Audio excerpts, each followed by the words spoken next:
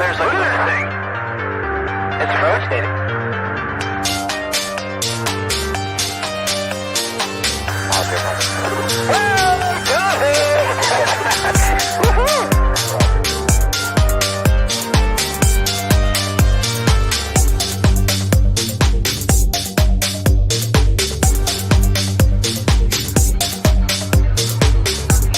What was in the skies over Jerusalem, and why did it sound one of the most treasured sites in Christianity? There's a new UFO for not alone. UFO, bright lights descending on the dome of the rock of Jerusalem.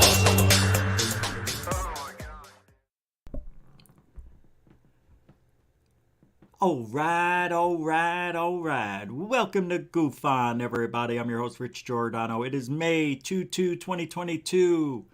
How the heck are you? Yep, you made it. I'm glad you signed up for GUFON-U, GUFON University. Learn how to research UFOs and avoid all the mistakes. I will be teaching you everything you need to know over the course of the next year. So for those of you who have front row seats, welcome.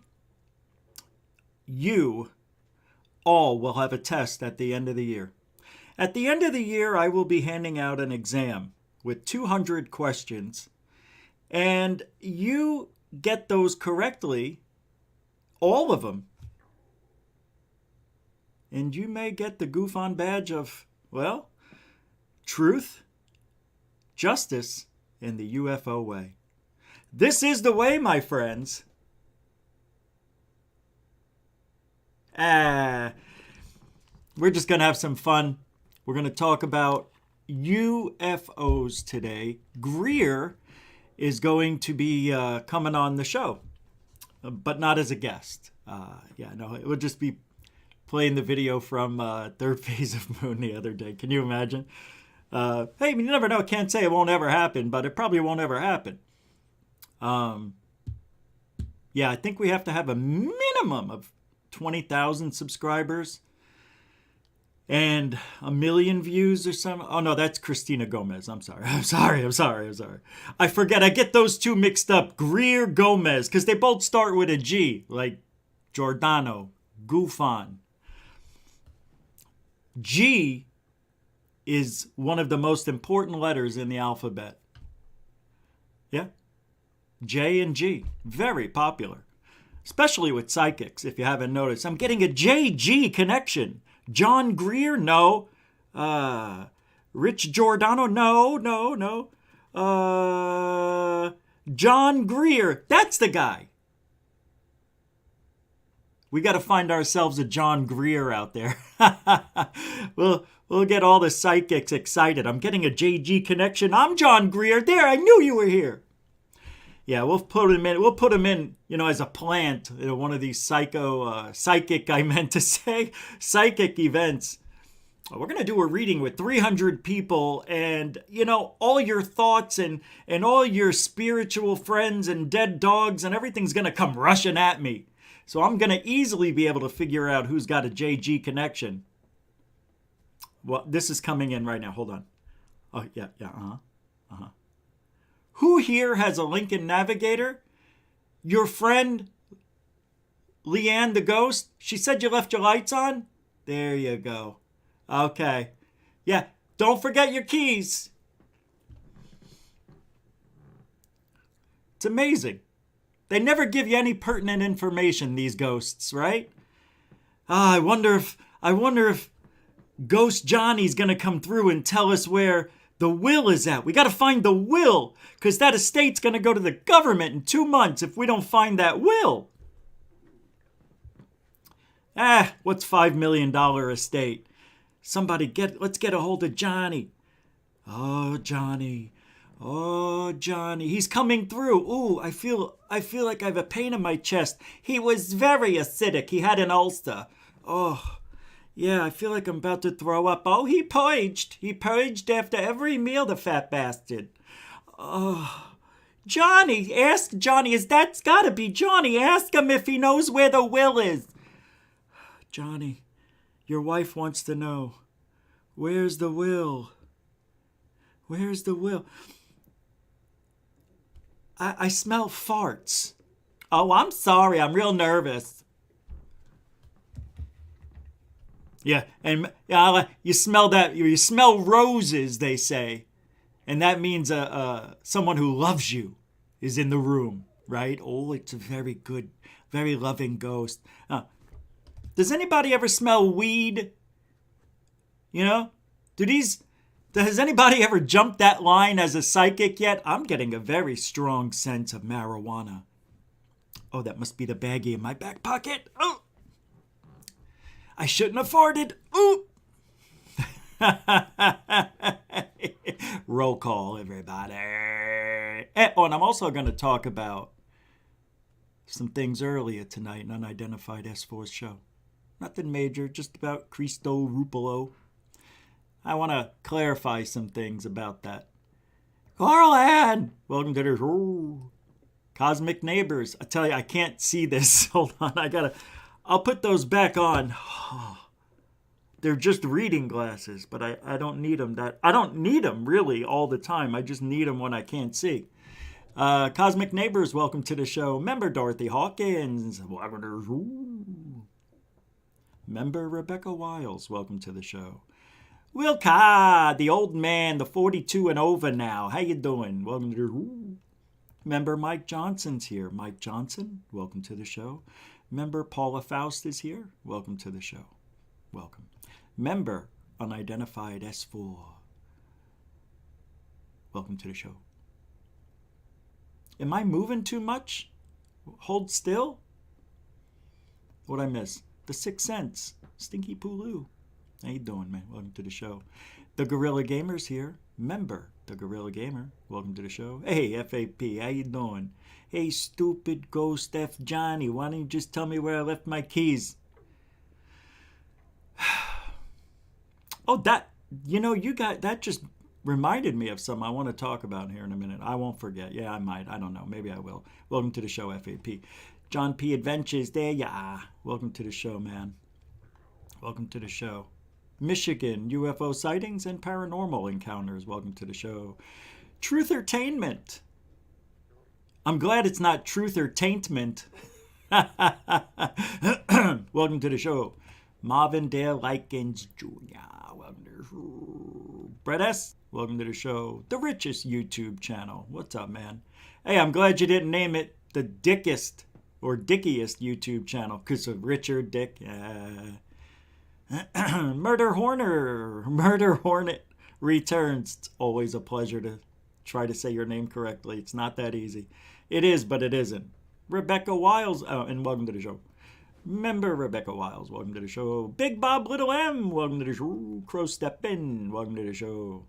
Scott Brown, what's up, man? Welcome to the show. For now.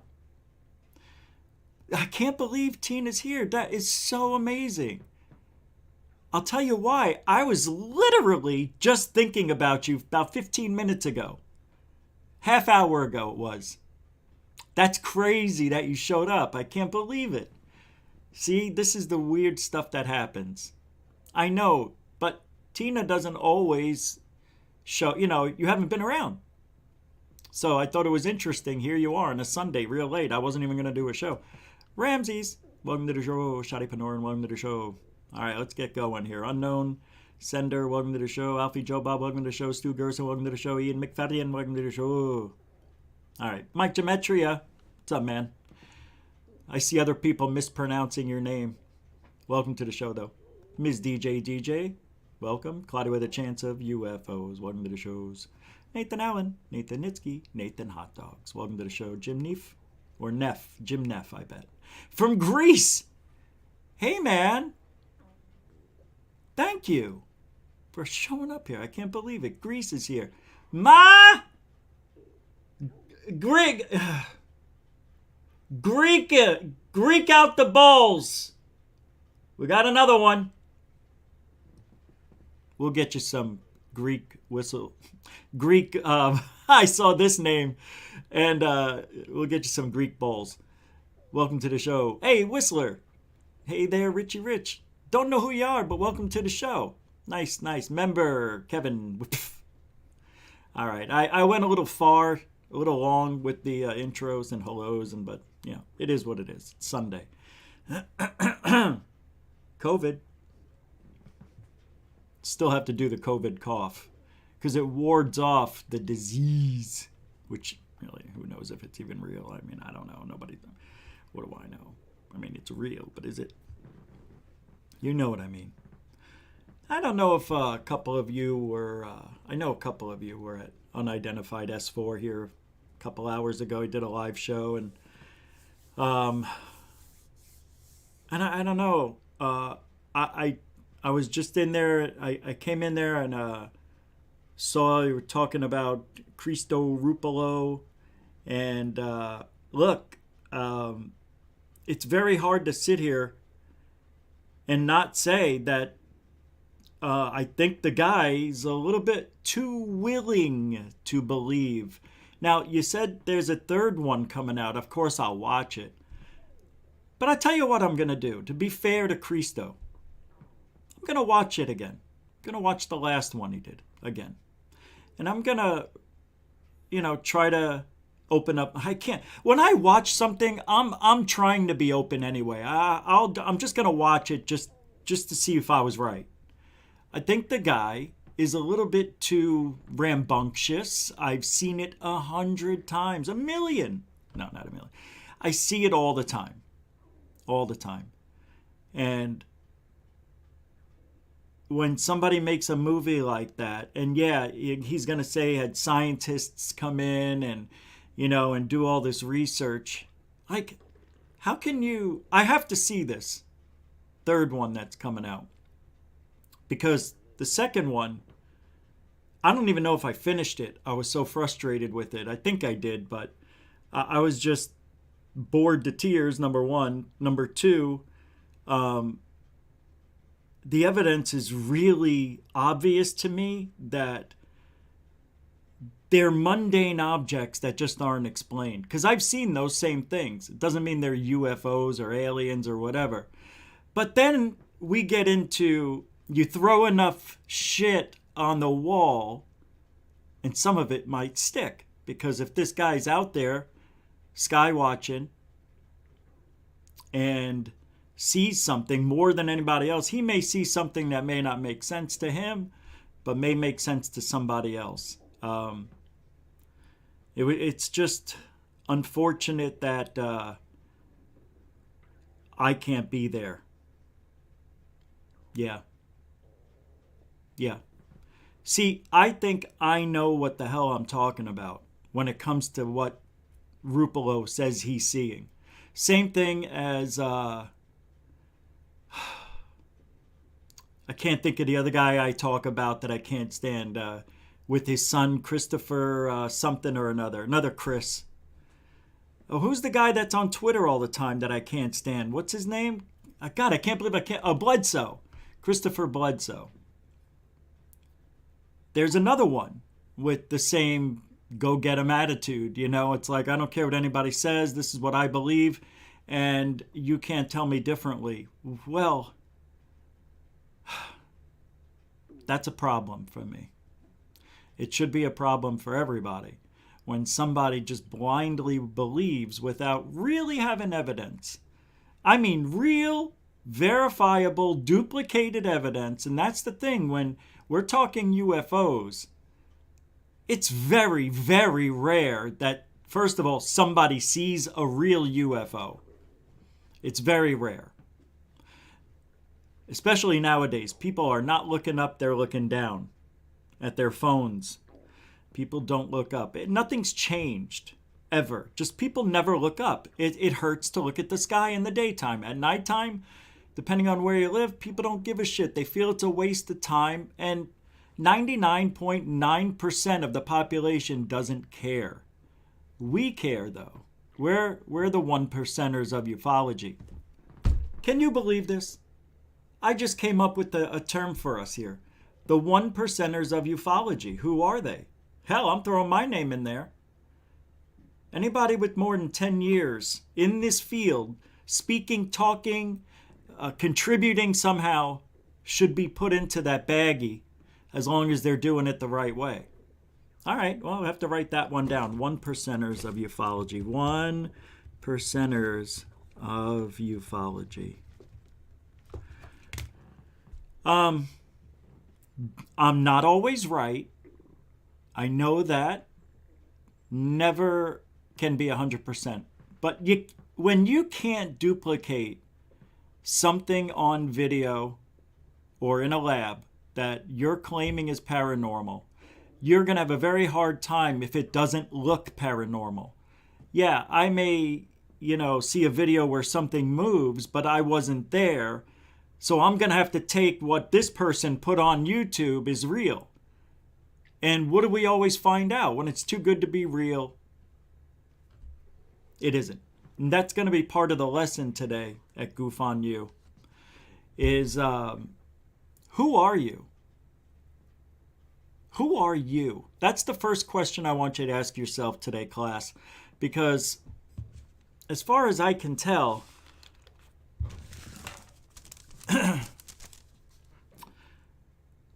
look in the mirror and tell me, who are you? Here's the deal. People don't know how to judge themselves. Everybody thinks they're smart. Everybody's going to say, I'm a critical thinker when you're not. People are going to say they're right when they're not. And people are going to believe when they shouldn't. Look, I'm not saying don't have a belief.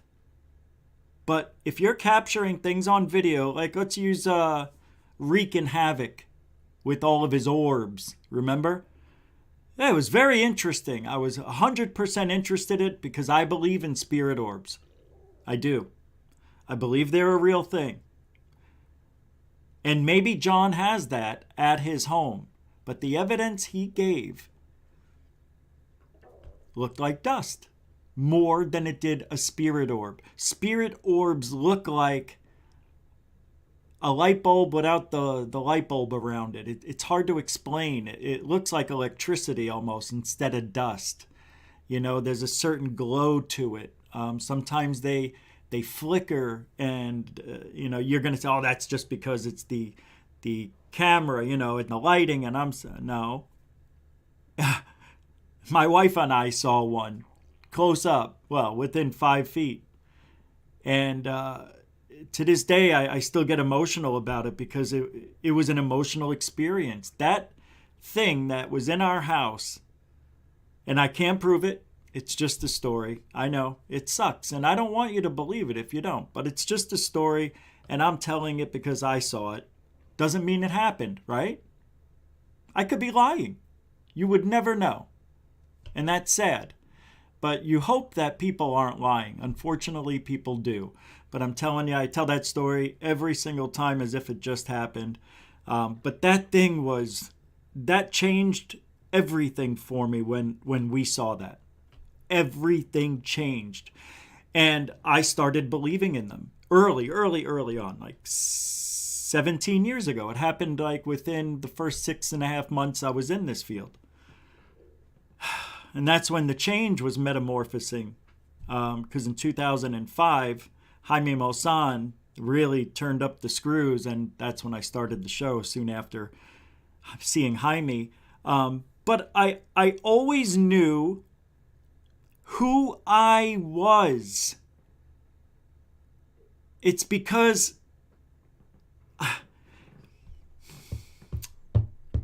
it has to do with education. It has to do with your upbringing. It has to do with your friends. It has to do with everything that makes you, you. Now, if you hang out with, people who are idiots and criminals and don't give a shit and they're, throwing cigarettes in people's cars and, Molotov cocktails inside a restaurant, well, you're not really a critical thinker, in my opinion. You could be. You could be. You could be a critical thinker and a criminal. I'm not saying you can't. But I'm just saying, who are you? And I don't think you can be a critical thinker if you aren't one already. You know, I don't know how long a lot of you have been in this field, but let me tell you, for me, I came in as a believer, but skeptical, still the same person. And I always had a distrust for people in general, because people lie. And you know me, I mean, I took psychology in college and in high school, and criminal psychology, and studied criminal behavior. And I wanted to be a policeman like my father. So I went into that, and eventually be a detective and whatnot. But I never did. That didn't happen, obviously. But or did it? So I was brought up in that environment. It made me look at people. It made me look at myself. I became a better person, I think, because of the strict rules. And if you break the law, I'm going to break your face type of attitude that I lived in, my dad was a cop for 20 years, and my godfather, my uncle were cops. So, it runs in the family. My other uncle was in the CIA for 40 years, who's dead now. But yeah, so I got a little bit of a tie-in, a connection to that type of personality. And I grew up with that personality. My father told me I never met a man I couldn't hate. And my mother's like, that's horrible. Don't say that. Don't listen to your father. And he would say it a lot on the golf course. Hey, you see that guy? He wants to play golf with us. Then 5 minutes later, hey, that guy over there. I never met a man I couldn't hate. Like I never heard you know what I mean? And that stuck in my mind. Because, you look up to your father figure, and father, not a figure, he's my father. But he was always that type of person. Never met a man I couldn't hate. I'm like, that's awful, but I see what you mean now. You could hate everybody, because if you want to be a hammer, everything's a nail. But you got to have critical thinking. That is first and foremost. You got to be smart. You got to critically think. And before you start researching and getting in deep and want to record this stuff, because that's what I'm talking about, do some research into the field. Watch a lot of videos, because there's all different types of stuff. I can't wear these glasses. This is really brutal. I just wore them to look teacher-esque. Oh, hold on. By the way, you can support the show. PayPal, Super Chat, all that shit. All the links are in the description. I ate, I woke up in the afternoon, and I just ate right before the show. My stomach was starting to act up, and I force fed myself. So I'm starting to feel some residual effects. Okay, so go research. I don't know what to tell you. If you want to get into the field, if I was to recommend on who to watch, I would say go to John Greenwald, The Black Vault. As one place. I can't think. Yeah, you may want to just do your own research. Wow, I'm getting hit with... Just broke out in a sweat.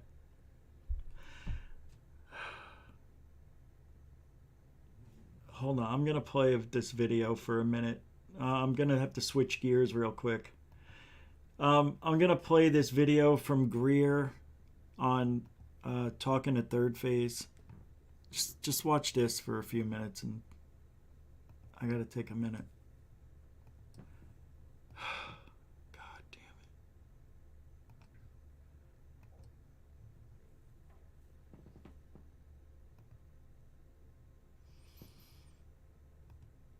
Look at their answers, but it's a red flag. I agree with you. Is that following the public hearing what people need to understand is that because of the people I'm working with here in DC, I can't talk in any specificity, but this is the first of many hearings. It's not the hearing. It's an introductory hearing. The other thing to remember is that following the public hearing that you have access to, and I have here a transcript of the whole thing, there was a classified hearing. So you need to understand that in the public hearings, usually it's all pretty much bureaucratic speak and administrative nonsense.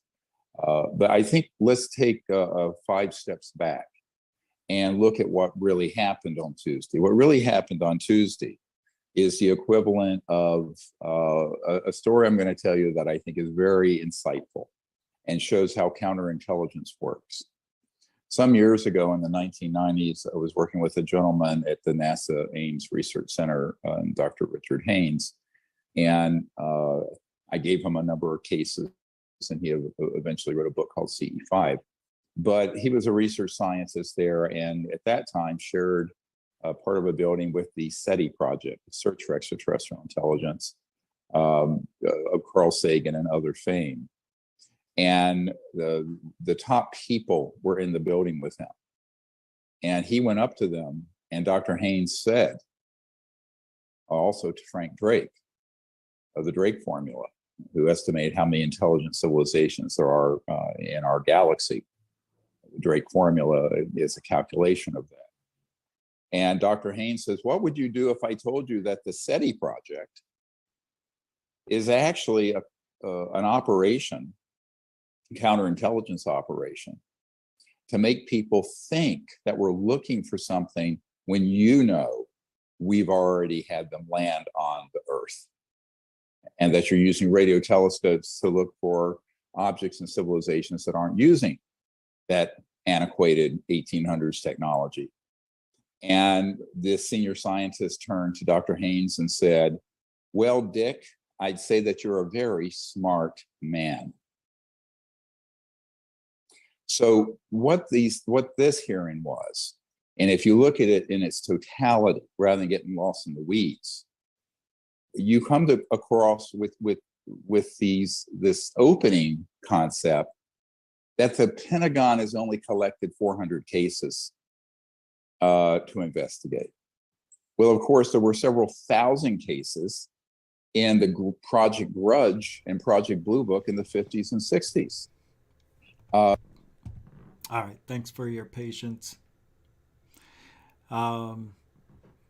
So, I was saying, so who are you? All right, so you know who you are. Got it. $5 super chat from member the Gorilla Gamer. Thank you very much. And that's a super dono and the first one of the day. That means it's a super dono. There's no emoji, no comment. It's the perfect super chat, non-chat, chat support. Here we go.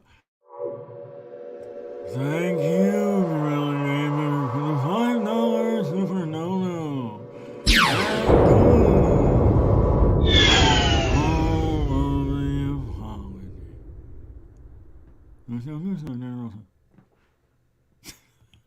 No energy. I've got no energy. Thank you very much. I appreciate it. All right, I'm gonna try to turn it up for you. Look, I'm sweating. I'm actually, it's a little wet. See? I'm like sweating. Hold on, let me turn the. I'm cold too, so I'm not sick. It's just something's wrong with my stomach.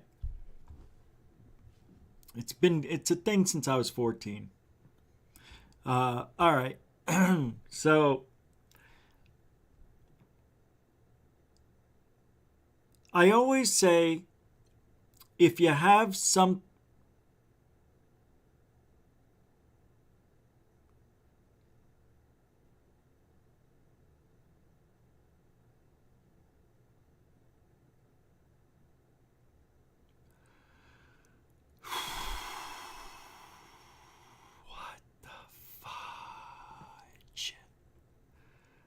Mystic 15, man, member Mystic 15. Man, I don't even know what to say. I can't look. I can't look. It just hurts. Bright lights hurt my eyes. Thank you very much for the $100. Now that's a super chat. They should rate the chats. Like you have an okay chat, and then you got a really good chat, and then you got a very good chat, and then you got super chats. I don't know. Thank you very much. I appreciate it. They're all super. I'm joking. God. Huh? Oh, nobody said anything? Thank you very much. That's my strange humor coming out. Man. All right. I'll try my best to feel better. I will. Thank you. Thank you. And, with the $100, there's always, what do? We do this one? Thank you. I'm joking. Thank you very much. Thank you, Mystic15, for the $100 super chat to feel better. Echo! All over stomachs. Oh, that sounds bad. All right, partner. I'm coming around. That was awful. See, that was unplanned. Thank you, man. That's unbelievable. Unbelievable. You are a continuing supporter of GUFON, that's for sure. Thanks, man. Frickin' A. All over stomachs. This is GUFON University. And we take things very seriously here. And when we have supporters, anywhere from $1 to $1 million, it does something to the teacher. Yeah. It's very humbling. Thank you very much, Mystic15. I don't know. I keep saying it. I almost feel bad. I almost feel bad. It's like, all right. If you want it, you can send what. You're an adult. Thank you. And I am not Richard Butt, as I've gotten a few people asking me if I'm Richard Butt. I couldn't believe it. Richard Butt, the guy who leaked the Lou Elizondo message about the Felon 5 and all that other stuff. Which, by the way, Richard Butt was Lou. It's Lou. Anyway, okay, next thing about this field. See, everybody's different. And not everybody can afford you need cameras, right? So which ones do you get? Well, let me just tell you this. Don't use your cell phone camera as a means for serious research. Don't do it. You're limiting yourself is why. You can only zoom in so far. It goes into digital zoom almost after 8 times the zoom. I mean, depending on the phone, and it's just not a good, it's not made for the sky and things in the sky. Now, you can use it as a secondary or a third camera. Sure. Why not? I can back up the evidence, but I have 3 different cameras. I have a high 8. Actually, I've got 2 of the same camera. High 8. I'm going to recommend everybody go buy one. You can't.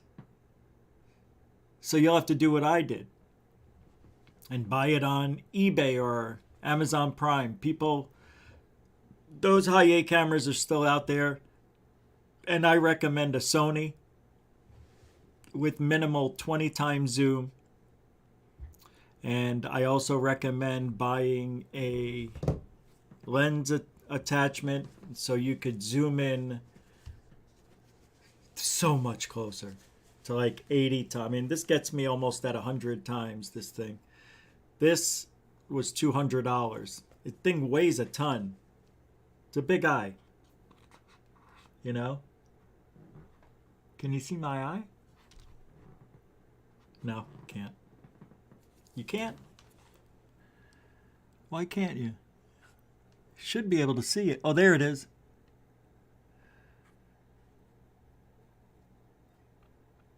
There it is.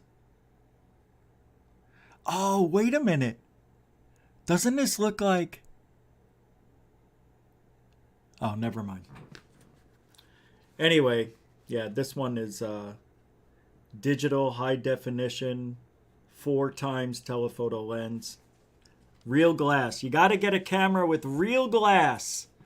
If you get a camera with a plastic lens, you get more artifacts. It's not as clean. They scratch. A little easier, my opinion. So that would be your first camera. Why high 8? It's harder to fake stuff. It's easier to analyze. You get a truer picture. I know you're going to say, how's that even possible when you have high definition cameras that can do the work? Oh, it wasn't done yet. I think high 8 is great to have, as well as a high definition camera.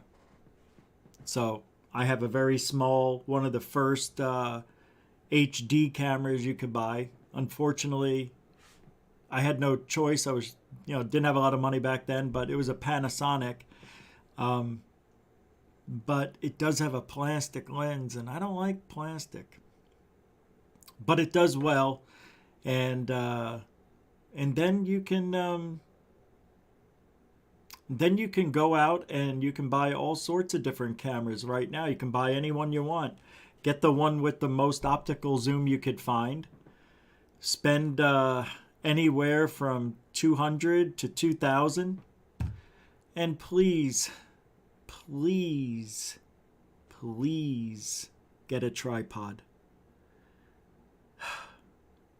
Amen. So, when you go out and you skywatch, what's the best location? Well, the best location is any location where you can see the sky. Primarily away from the city, obviously.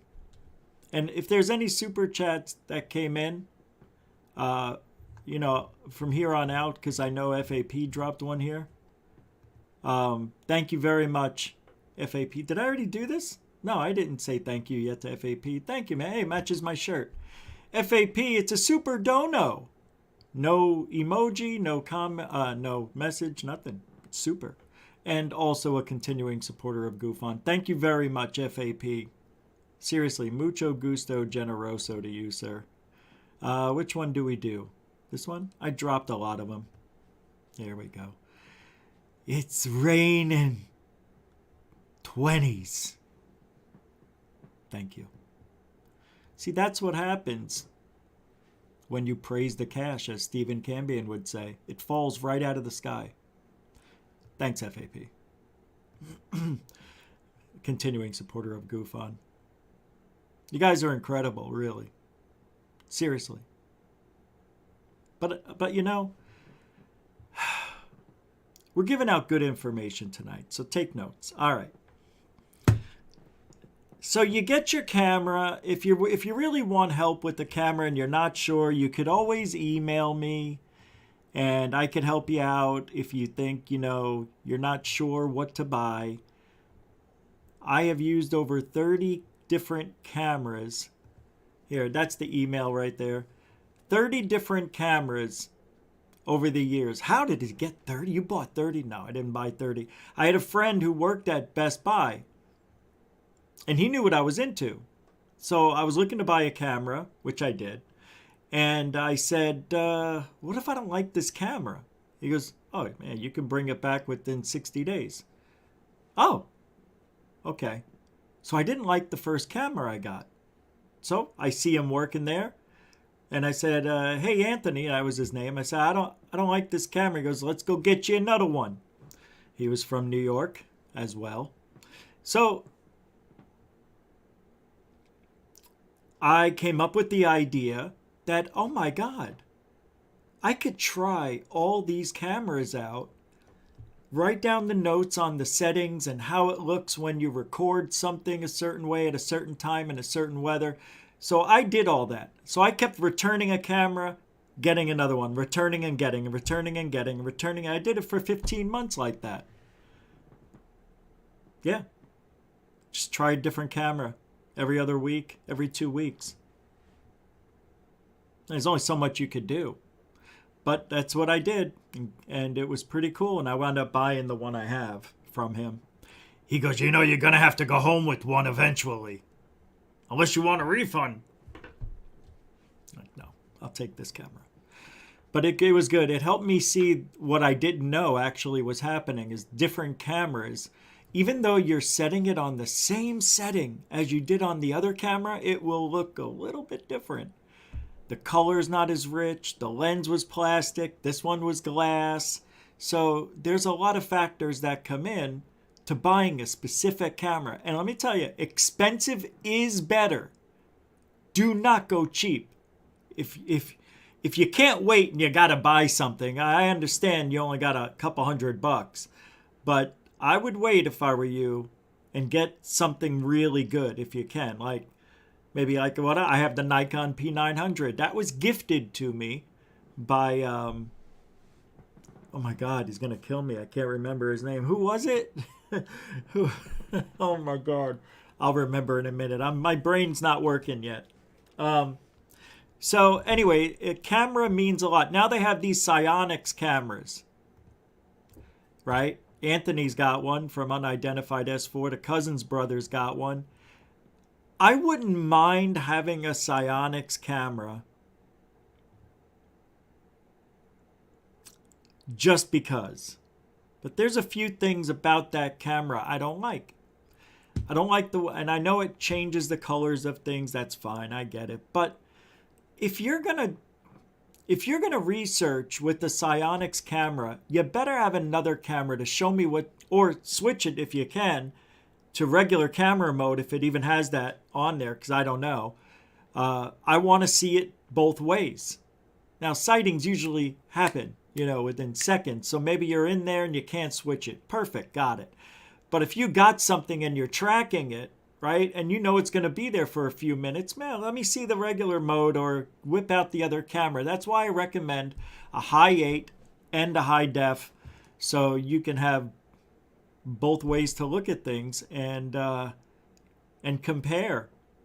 It's weird how different it'll look, but I'm telling you, you're getting good data with the high 8.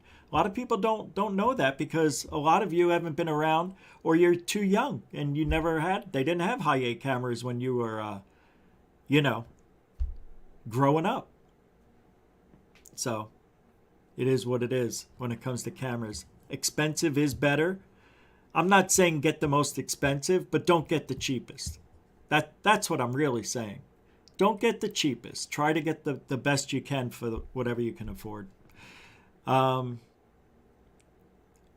So you get your cameras, you get your tripods. Now you're ready to go out, right? But I'm going to recommend something that I didn't get till I was in the field for 5 or 6 years. And that's an EMF detector, because I started getting into ghost hunting. So get one of those, because if there's a sighting, and let's say you're in your backyard like I used to be a lot, you can have that EMF detector, electronic, what does it stand for? Electromagnetic field, right? And I'm telling you, you'll see a video I have that I took in 2010 when I just got the thing, and I was recording what looked like 3 lights that maybe they were balloons, maybe they weren't, but the EMF detector went off. I mean, yeah, it could go off. I'm out in the backyard, but there was nothing around me. We were the only house, and anytime I would see something that was legit, that thing didn't go off. So I don't know, well, I say get that because you want to know what, if there's an awareness and there's a mental connection and you could literally talk to aliens, or they can Anthony brought this up on Unidentified S4 tonight because we were talking about Cristo Rupolo, and he said he has the feeling, or not that they're talking to him, but he felt like he needed to go take a look at the sky. I can't tell you how many times that's happened to me. And I went outside and something was there. Now, was it a UFO every time? No. But there was something there. Maybe that wasn't it. But I told that story about my fleet sighting where I was quitting ufology the night before. And I said, why am I only seeing one dot here, one dot there? And, my wife's like, well, hold on. I need to look something up.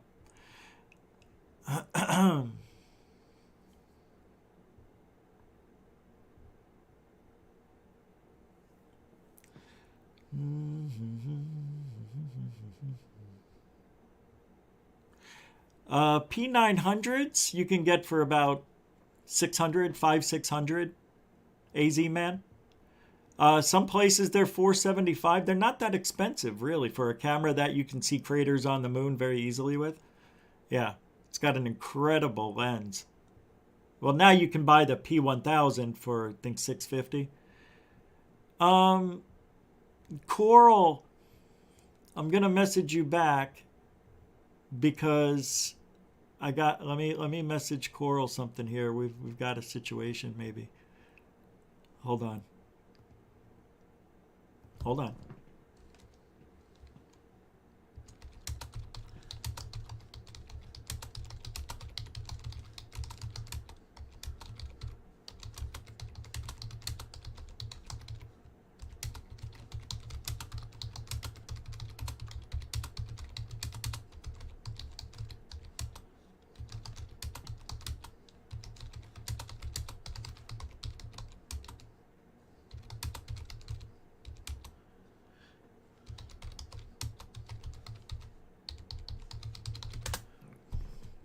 All right. Okay, so, what was I just talking about? I had a feeling that was going to happen if I stopped talking.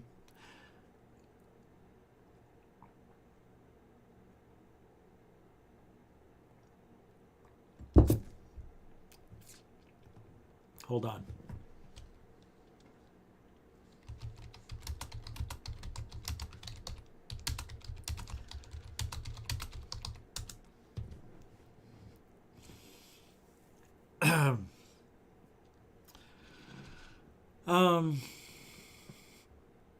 Your P1000 was over $1,000? Wow. Yeah. Well, I saw it for I think it was $650. The P1000. Because I just wanted to see how much they were going for. Man, they must have different features on some of them or something. I mean, that's expensive. I don't know what the best camera is. I don't have access. What is the best camera to try for a person with no experience? Good question, student Dorothy.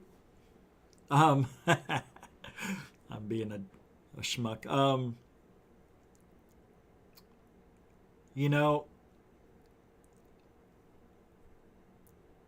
There's I would definitely, because it's super easy, Dorothy, get a Nikon P900 or maybe an 800 if they got them. I mean, you can get them on eBay for I think $250. The P900, some people are selling them cheap, but I recommend that camera because that's what I've been using for the last couple of years.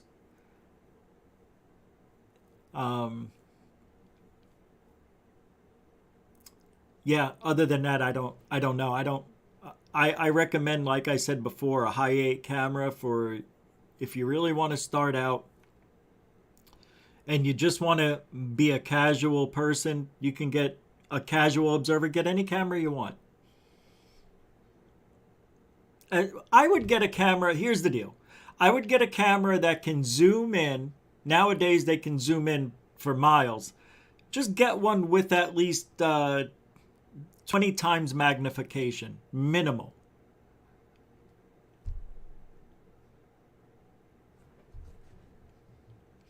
Yeah. It's my eyes aren't your eyes, and that's what sucks. It's hard to recommend things because some people like certain things and some people don't. But the P900 or the Nikons, they make them extremely easy to use. I was blown away how easy it is. Everything about the camera is easy. So I like Nikon, and I like Canon. I like Canons too. But I never tried a Canon in the last decade. I haven't had to buy any cameras. So the ones I have are the ones I always use.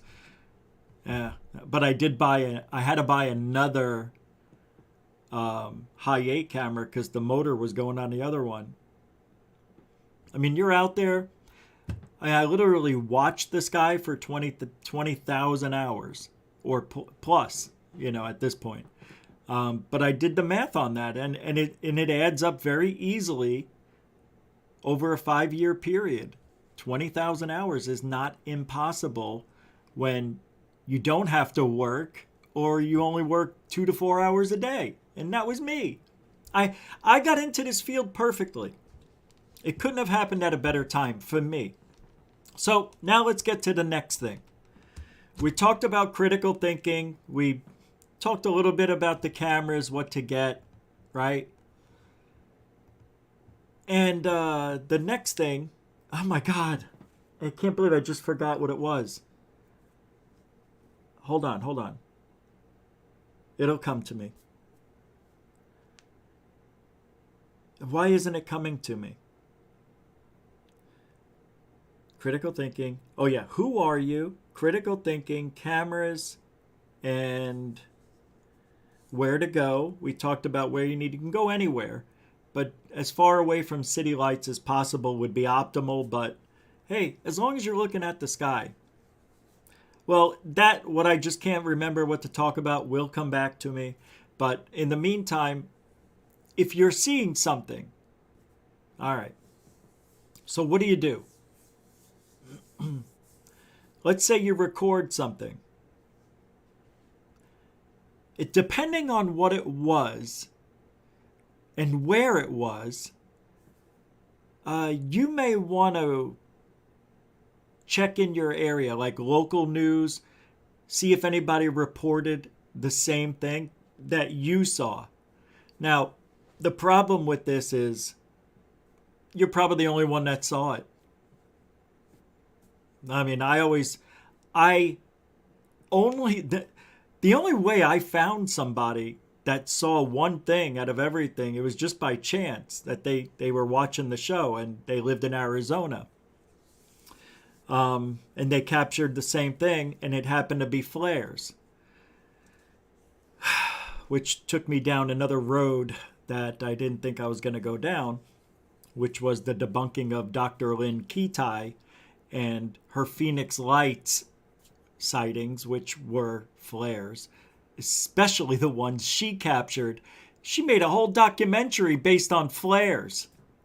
On flares, you hear me? Not aliens, not UFOs, flares.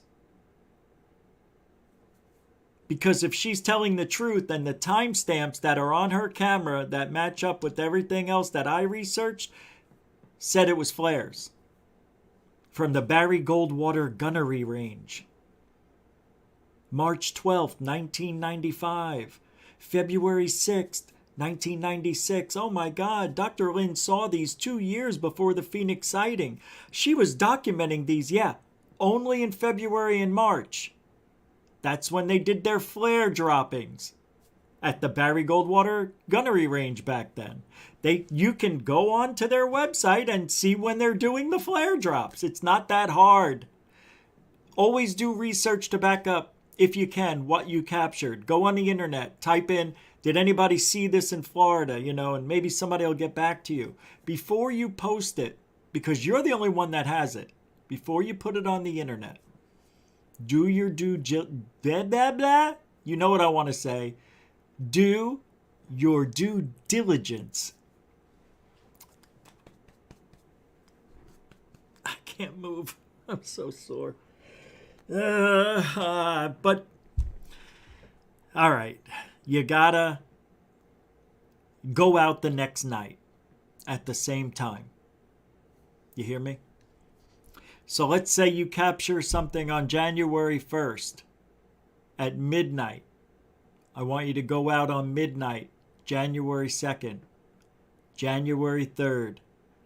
If you don't see anything on those 2 nights at the same exact time, and you didn't find anything on the internet, nobody posted anything in your local newspaper or local news channel, then maybe post it and see if anybody else will come around to seeing it, saying they saw it, what you were seeing, see? I'm going to recommend something, and you're probably not going to agree with it.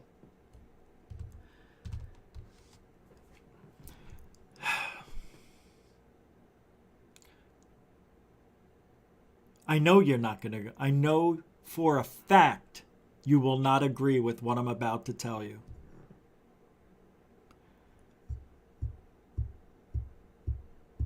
I don't even know if I should. That's because I don't know if it's good advice.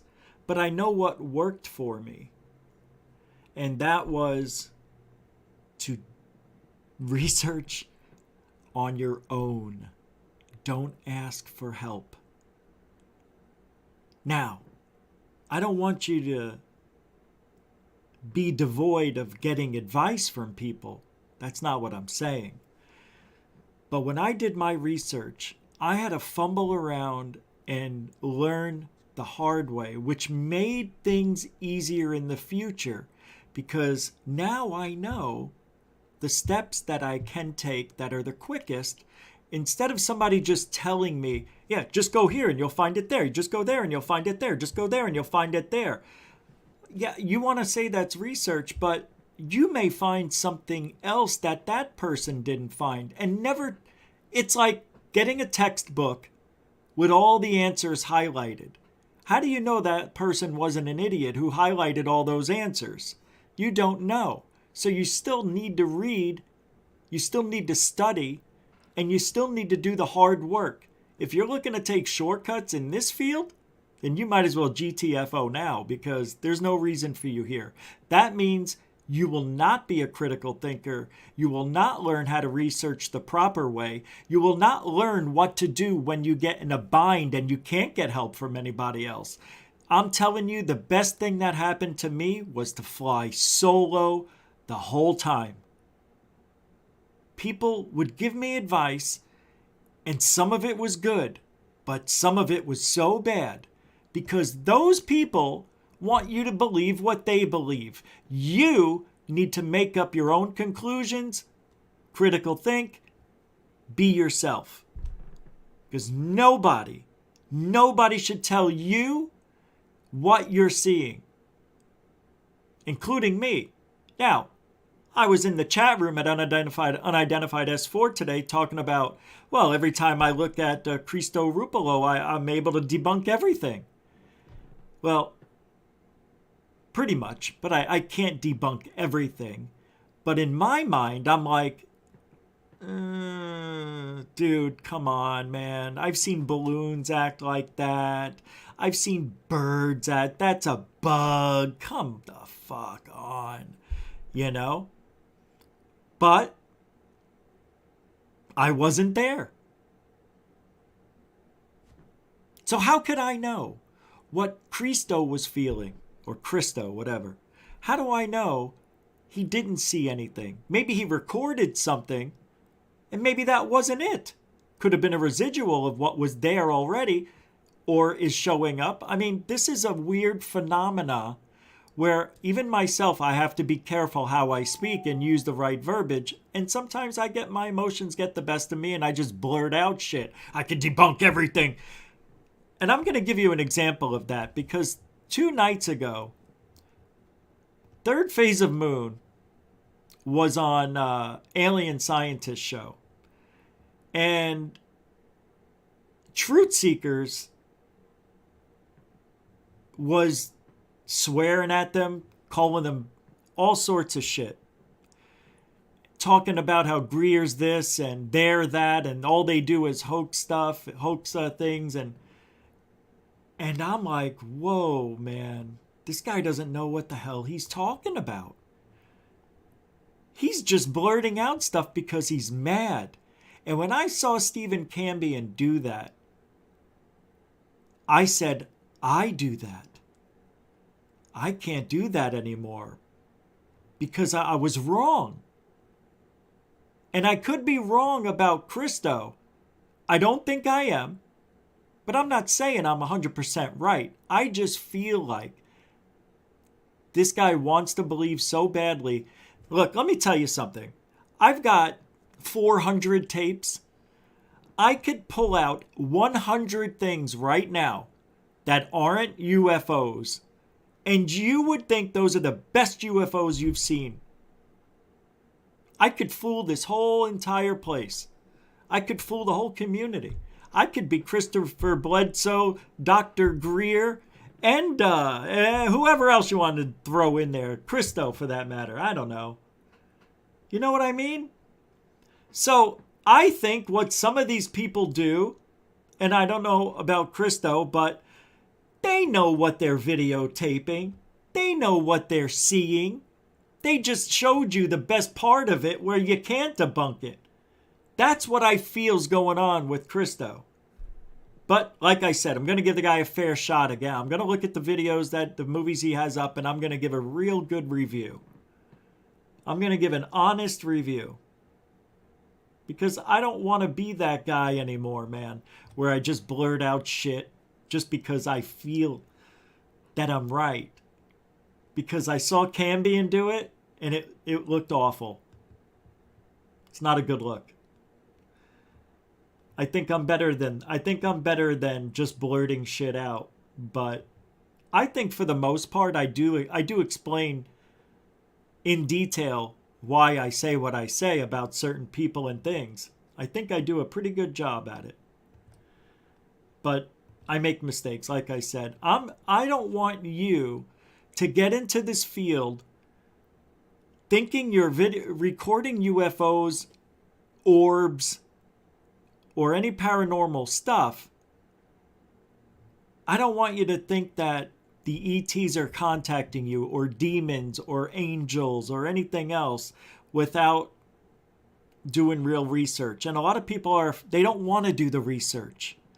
They just think because they can't explain it, that it must be paranormal. That's what happened with Dr. Lynn and the Phoenix Lights. She made a lot of money on lies. On lies. It's embarrassing. And when I was sitting there, because every year and the anniversary for the Phoenix Lights, they would play the movie at Harkins Theater in Scottsdale. They would have 3 showings, 1, 3, and 5. And when I used to go to almost all of them, and I would interview the people who were in the movie. And one of these guys was Robert Fortson. He died.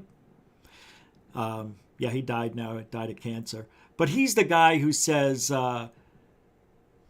was it big? Sure, it was big. You could fit all 40 of our bombers on one of the wings of this thing. It was that big. And he said, I go, so what do you think of the movie? He goes, it's garbage. I said, what? Why? He goes, they didn't put any truth in that movie. That movie is bullshit, and I'm here to let her know. I was like, oh my God, you're going to talk to Dr. Lynn about this? You bet your ass, dude. I'm in that movie. I don't want to be in that movie if they're going to be putting up lies. I'm like, wow, this is crazy. And he told me. And he's the one who gave me the information that you need to go look up Barry Goldwater this and that, and you'll see that they dropped flares on this. I'm like, no way. So we had a little bit of a friendship there before he passed away. But let me play this. Here we go. This is what I don't want to be. I don't want to be the guy who just shouts out stuff. I'm going to play it now before I lose it. I'm going to lose my thought. There it is. I'm going to play this for a minute. I need to take a break anyway. But check this out. This is interesting. From Alien Scientist. Very good discussion right here with Third Phase of Moon. Angeles the other night. He changed his name. I as much as GUFON tears people a new one, I just don't understand why he did not. Well, because he was trying to be civil. He was trying to be diplomatic and civil. Where is GUFON? Trying to be civil. Yeah, he's trying to be civil. Which I understand. Why the guy? By the way, they sent me the link. Jeremy sent me the link to be on the show, and I don't know what I was doing, but I would have went on if I knew the link was there. I guess I was just watching TV, and I missed this whole thing. What's his name? Lou Jimenez was being a dick to him, and I just wish that he would have told Lou. They're talking about when Lou from Unidentified Celebrity Report came on Alien Addict with all of us, and they're saying that he wishes that I was more aggressive. I almost canceled going on that show because of the same stomach ailment I have today. But I went on. I didn't want to. That's why I was quiet, in case you're wondering why I wasn't so me. That's why. Jimenez the hell off. Lou Jimenez came into this circuit thinking he's shit. He's no one. What he did to me pisses me off. He got all this Bob Lazar information off me and this young man up here, Alien Scientist. Was talking to me. He did a few videos about Bob first, and I was interested in what he had to say. And I watched the videos, and then we began conversating back and forth. And he had Jeremy Corbell on his show one time. After he had Jeremy Corbell on his show, he began to lick his testicles. It was unbelievable, dude. He all of a sudden was like, I don't want to say anything bad about, or I don't want to look back into Bob's investigation anymore at all. I basically he threw the truth right out the window and took Jeremy Corbell to the dance. It was ridiculous, dude. But that's the whole point of this show. It's this called, guy here is a. It's called Unidentified Celebrity Review, but it should be called Unidentified Celebrity Ass Lickers, because yes, that's exactly. what they do. Tell them what he did to Lou. He licked. I mean, he literally licked Lou Elizondo's Stephen Cambian. He has been telling everybody all night it's awful. These were the original interviews he did with you, and like he did it. They only have like 100 views back when he like first started, you know. Yeah. And before you had 4 or 5 slaves working for him for free. Yeah, that's true. And the big name guests. You were on there with Michael too. I went on there, yeah, that's true. You were on there, Jeremy. I mean, this guy is an actor, by the way. Isn't that interesting? Isn't that interesting that he's an actor and out-of-work actor that decided to start a show about a hot topic, and he got lucky. And he's been selling out since he started. It's a setup. It's a setup, bro. Steve, it's a setup. There's no way that guy's luck. I mean, come on. He said that that Lou approached him to be on his show first. That Lou approached him at his work, to be on his show. Did you hear where his work was? He said he was working in a restaurant or something somewhere, and it's like, you know what? Out-of-work actor. Out-of-work actor. It happens at a restaurant. Did you ever notice that, or a damn grocery store? I just think that's strange that they just happened to bump into each other at a restaurant in LA or somewhere. Come on, man. That's bullshit. And while Lou was working there, not Lou Elizondo was working there, Lou Jimenez. Lou, come on the show if you would like to right now, sir. I would like to talk to you about how full of shit you are, okay? Well, and I think that goes to the manipulation, because he showed up in person to get on his show, and I think that's where he started getting manipulated. Lou Elizondo used and manipulated him to help push his narrative. He needed a useful idiot. He needed a useful idiot to sit there and throw him softballs and lick his asshole and not challenge him, and he got 7 interviews with him. Well, More than anybody else. He did more interviews with Lou Elizondo than Fox News did. Yeah, they were disgusting. He beat Tucker. Can I ask you something, Steve? Okay. This guy, he did all these videos. He did all these interviews with Lou Elizondo. How on earth did this guy's show start? Meaning Lou Jimenez. His show just started. Did it start off on UFOs? Because it's called the what? The unidentified. No. What? No, I think he used to talk about acting shit and stuff like that. Right. And then he switched to UFOs. Why? Yeah, he was by himself, like said. Why did he switch to UFOs, Lord? Because it was a hugely hot topic, and he was an out-of-work actor that thought he could cash in, and surprise, surprise, he did. And just for the benefit of anybody that doesn't know, and I'm very critical of this, he has 4 or 5 people working for him for free, and he keeps all the money. That's a slime ball thing to do. And how am I supposed to? Solar Marshall, it's not fair. I'm a show host. I'm supposed to compete with some guy that's got 5 slave laborers. Stephen Greer interviewed him, and it was great. He had to have seen it through airport, flying to a secret underground base, and there he went to that one wedding and stated that he was there. James Woolsey next to the CIA director, Woolsey, and all that stuff.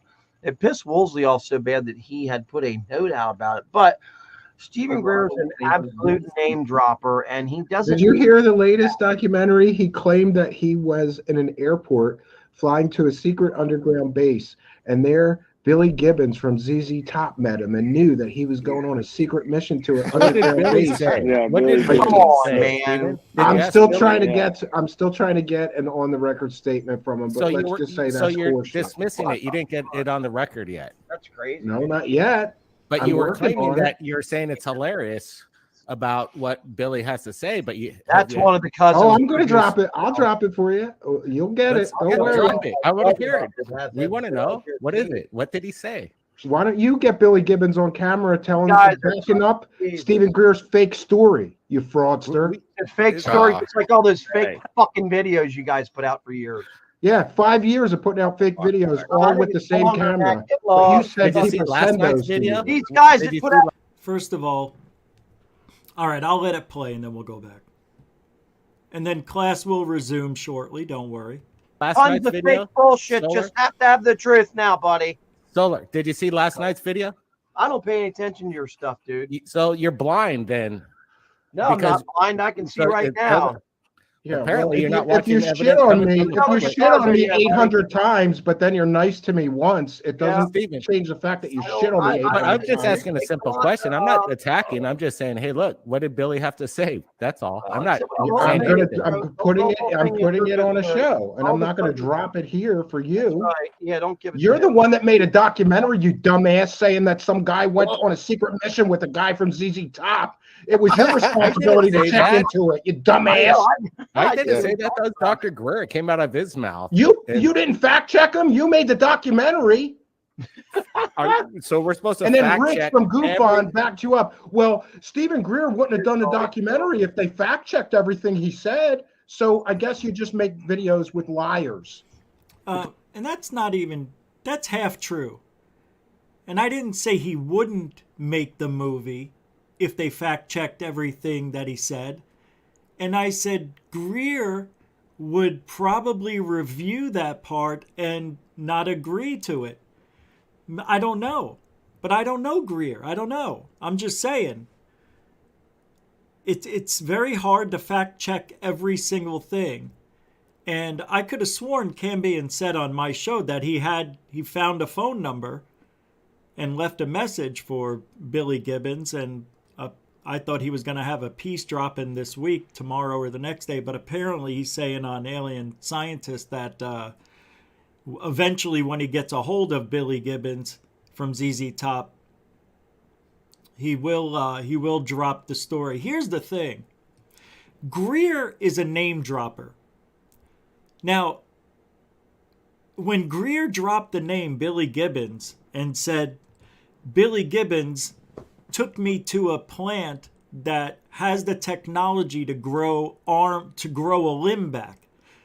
Nobody said that they saw the actual limbs being grown. It's just the company took him to. So what? So Billy Gibbons had a connection with this lab that supposedly works on secret shit that you and I won't know about. We hear about it, but you know, you don't see, nobody said any of that.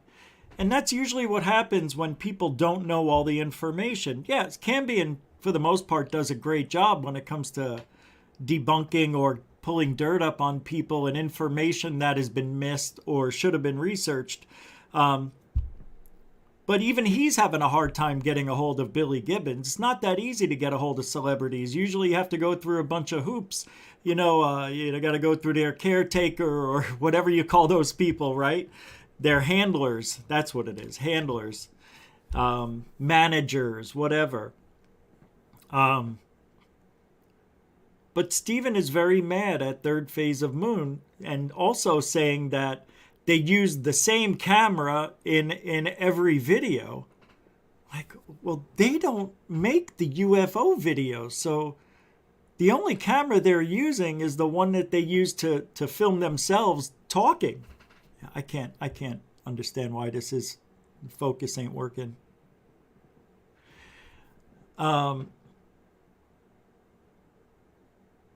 So it's Third Phase of Moon doesn't hoax.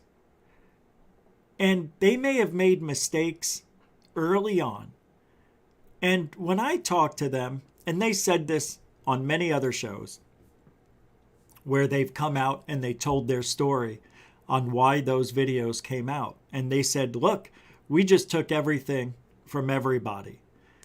And people sent us stuff. Our friends sent us stuff. Strangers sent us stuff. We posted everything. That was our mistake. We owned up to that.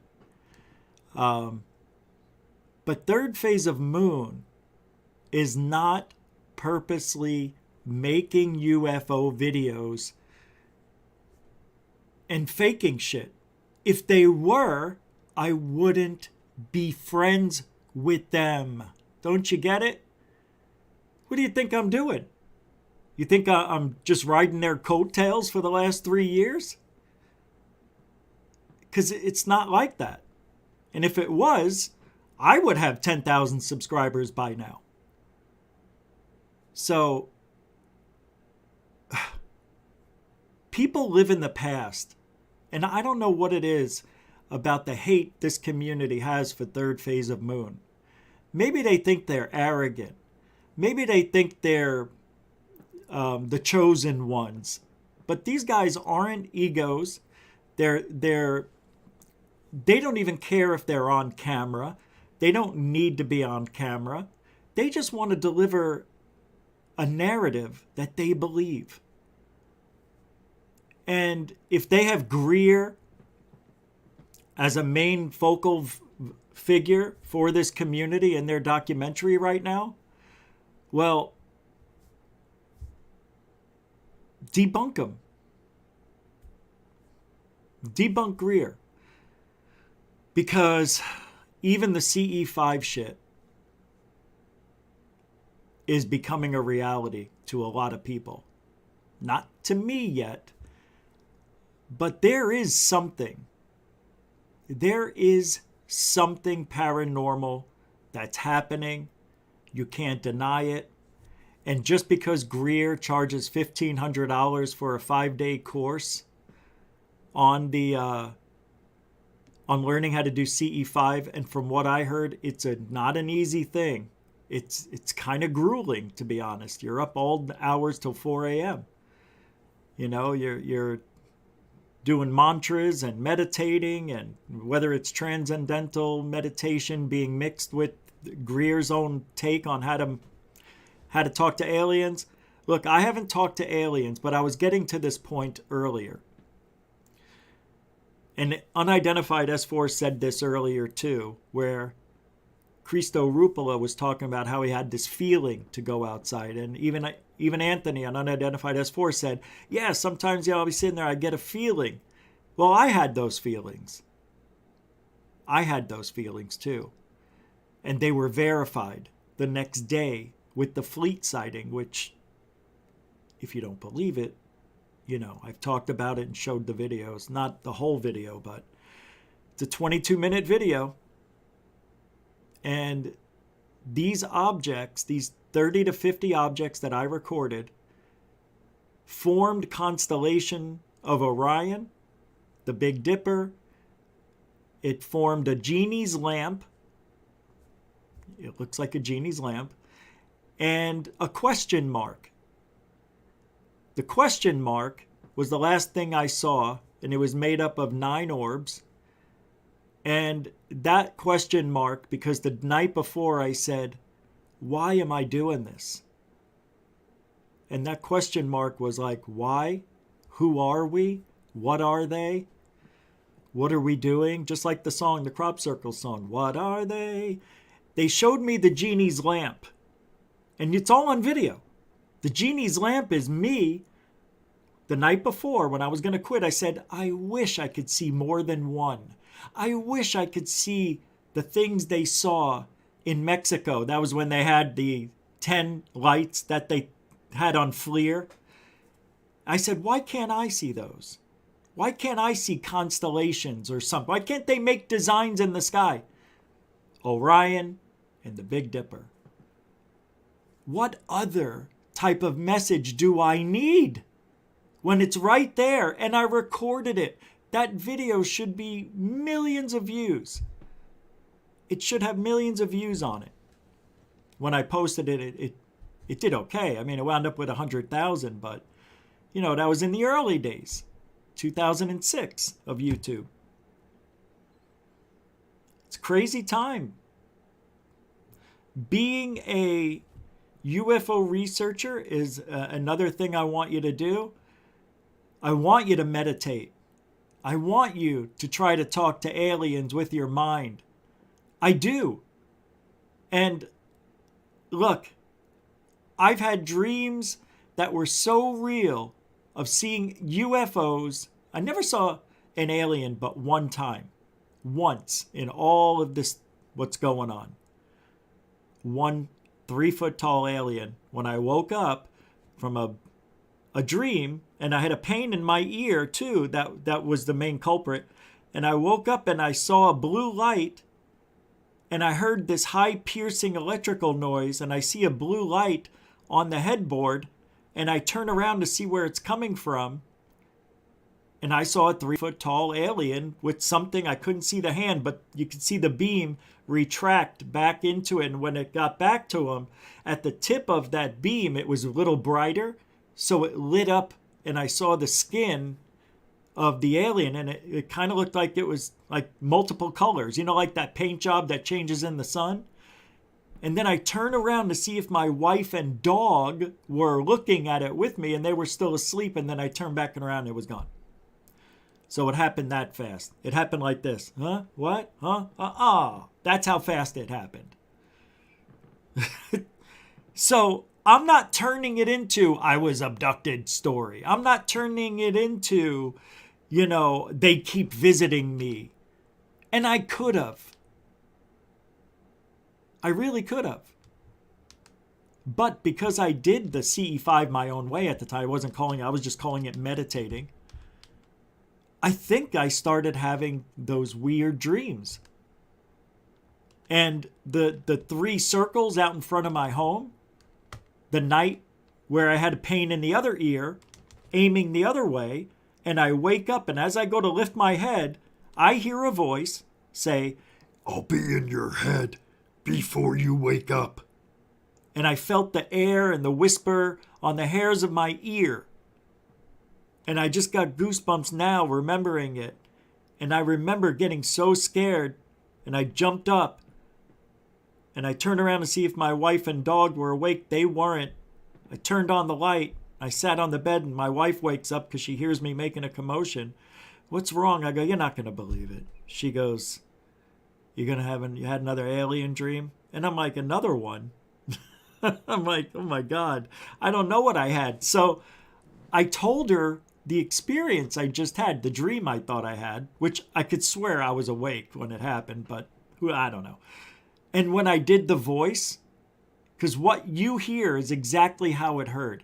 "I'll be in your head before you wake up.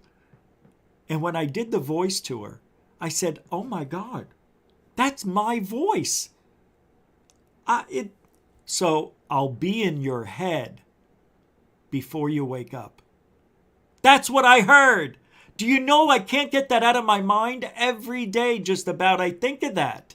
And that happened in 2007. Oh, I got goosebumps. So I go to walk the dog 15 minutes later because he's up. He thinks it's 5 a.m. I take him out. I'm walking across the street and I see 3 circles.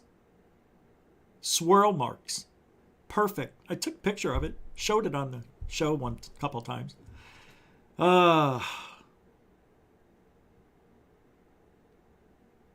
So I get it, everybody. I understand, which is why I'm opening up to the idea that it may just be possible that we could have some sort of conscious communication with these aliens or whatever they are.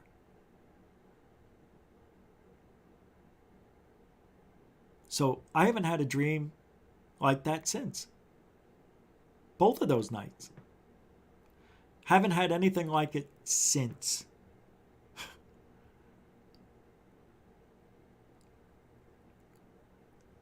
Anyway, so like I know Stephen Cambion is a nice guy. I get why he's so angry. I understand it. But what I think is gonna happen to Stephen Cambion is the same thing that happened to me. If he stays in this field, if he continues doing it. But I don't think it will happen.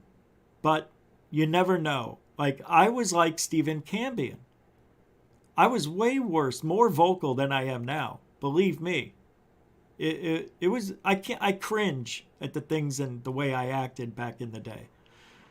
And I see that in Stephen Cambion and I go, he just doesn't know. He just hasn't had the experience. He may have, but he's just dismissing it. But let me tell you, the experience I had seeing that Fleet video came the day after I was talking to my wife about quitting ufology because I don't see any more than one UFO at a time. Like, who sees that many UFOs? They could actually say something of that nature. It's ridiculous. And by the way, almost everything I captured, except for like 4%, maybe 5%, I can't explain, which runs right along the percentile of UFO sightings that are given to organizations. Can't, they say 90, some say 85% you can debunk. I think 5% or less. It's probably more like 2 that we really can't debunk. Which is, and if you have 2% out of 1,000, hey, it's better than nothing. Right? So you have 20 sightings out of 1,000 that you can't explain. I like those odds. Anyway, I want you to hear some more of this, because this now gets really good. I wanted to break it up a little bit because I played more than well, I'm sure Jeremy doesn't mind me playing this, but I'm just trying to be courteous. Because you don't want to fact check anybody. I thought Solar He said he went on a was secret mission with Billy Gibbons from ZZ Top, you asshole. And you put it in a documentary and you didn't check with Billy Gibbons from ZZ Top. What did Billy I say? got to do that for you? I'm sorry, I won't curse anymore. I think we need to do a mashup of the. How much money did you make from that I don't know what's documentary? going on. I haven't You couldn't check with Billy Gibbons' people if he went on a secret mission? No, they don't have Greer? I don't got Billy's phone number. Neither do I. Celebrities are hard people to get to. Whoa, really? Okay. So there you go. So Greer said it. Greer versus Billy. It's up to Billy to make a statement. We're just there filming and they're again with the statements. We just and we're gonna videos from the public. We don't know if they're fake or not. Oh, that's the point I was trying to make. And I forgot. If Billy Gibbons, which by now he must have heard this because it's like the #1 documentary on Amazon right now. It's really unbelievable how popular it is. But don't you think Billy Gibbons would come out and say, I'm going to sue this guy, making me look like an idiot? And Greer drops a lot of names and nobody comes after him. So maybe some of these stories are true by Greer, even though we can't verify them yet. But I definitely would like to hear what Billy Gibbons has to say. Because don't you think it's strange he would pick a guy like ZZ Top to lie about? Look, I'm not on board 100% with Greer. But let's do this. Take away CE5. Is Greer still a bad guy? I don't think so. Even now with CE5 that I understand and got to a point where I had experiences like one does of a CE5 contactee, it may be true. And maybe the more you do it, the brighter your beacon becomes. And the more you're into it, like I talk about this every single night with you guys, just about, and other shows. If they don't know I'm here talking about them, then what can I do? I still do my version of CE5. Anyway, I'll continue with this. I just wanted to throw that in there. Did you watch last night's video, Steven? Okay. I don't watch. He doesn't watch. So you did what? So you got one good Did you video watch out of last night's video, 5,000 Steven? frauds, and you want me to like? Did you guys watch last night's video? LOL. I think Rich played it on his show. You're talking about the guy with the gun scope? No. The mass sighting over Hawaii. Oh yeah, that's like There's another video over Hawaii. Four different camera angles. Yeah, look at it. It looks just like space debris dropping out of the air. I'm sure China or somebody will admit they had a satellite that deorbited sooner or later. I swear that You call that space footage looks debris? exactly like I'm not exactly sure. We had physicists look at that. Pretty and that's sure. not- Yeah, I'm not sure you space did have debris. physicists look at it. Doesn't Yeah, matter. bring it up. Doesn't mean they I'm know a what it is. physicist. Yeah, take a All look right, at it, let's have Eric. a You let me know if this is physicist. space I mean, debris. So this guy's a physicist right here. He looks at the video we're going to look at and he says it looks like it's an object, not space debris. But I don't think it looks like space debris either. Check it out. There you go. So this is space debris. No, that's Look a at it. physical object in the sky. It could be. I mean, who knows what it is? All right. Well, of course, that's Now, what wait a we're minute. trying I to wanted figure to ask out. him a question. This though, I thought you stated that this one of them was from a different time, though, wasn't it? Or was this? No, this has all happened the same day, same Didn't time. you show another video though? That was from Oahu, didn't you show multiple another sources. video from a different night though? On a serious note? Nope. It's Okay. all the same night. All the same night, and it's from yes. it's all from Hawaii. Okay. Yes, from Oahu, Kaneohe, all the people. It's our state, so we have a lot of connections, multiple right. sources. Yeah. Are you saying that's definitely aliens? I never said it was aliens. No, he does the cop out. He does the Cosmic Con shuffle. If You you got to take say, well, it can't be this. Well, it can't can be you that. tell me what it is, Stephen? We're I'll just tell you presenting what, a I'll video. show It could be anything. It's lights in the Commodity sky. light, It's but it's light at in a the different. sky. I mean, It could be I'll anything. show you what it's off. I Jeremy, have some We're presenting drones the video. You that wanna look kill the pretty messenger. cool. Jeremy, when they're show up this there. from the European Space Agency. That video I just posted in the private chat. Show that. Looks an awful lot like that. That's Different funny, height, Moody. but So you're arguing against that's a interesting. physicist. debris. It's a lot of debris. It's far too close together. Why would something fly that close together? I don't know. It looks I like don't ask me. Oh, to me it okay. looks like it just looks like debris breaking up. I And don't know what it is. So there was a Keep Russian watching, Jeremy. satellite that deorbited. It doesn't look like recently. that. Good. Yeah, That's fine. just hold on. Wait till it. Oh, Wait. this thing. Oh, there we go. Happens, man. Wait till it That's breaks on the up. end That's of not the our video. video. This That's- is space debris. I didn't say it Yes, was your you are. video, but hold on a minute. You'll Oh, see. now that you it see, starts to turn yeah, into you the saw same it for a type of second shit. there with the That with the looks different. nothing Just like using what this for Third Phase of Moon comparison. has on You the know, Comparison, it's- right, and I yeah, just yeah. found It's a that great was- comparison. 100%. Good job on the comparison. Great job. Sometimes we call this, UFOlogy. I call it Look at all the aerospace streets. And intelligence. you wanted to see something that it Sure. looked like. Now it's starting to really look like it, but you can see that's much more in focus and it's much closer. What you'd filmed. It Yeah, is and your very- video is much further away. Yeah, exactly. It's not. His video's No, for the it's way not. it's filmed on a cell phone. It's not further away. Well, And it somebody's doesn't got a look much anything better like video. this. You have to admit it. Looks It's very like- similar to me. If It you doesn't take the look zoom anything that this like and the it. clarity, this one has Guys, am I wrong? Does this look like the one that does this look like Third Phase of Moon's video? I mean, what are all these streaks doing in there? And this light, and it's not showing my cursor for some reason. That's interesting. But it doesn't look like it. Now, I can see that some of these trails would be fading away, but usually when the trails fade away, that means the light goes out.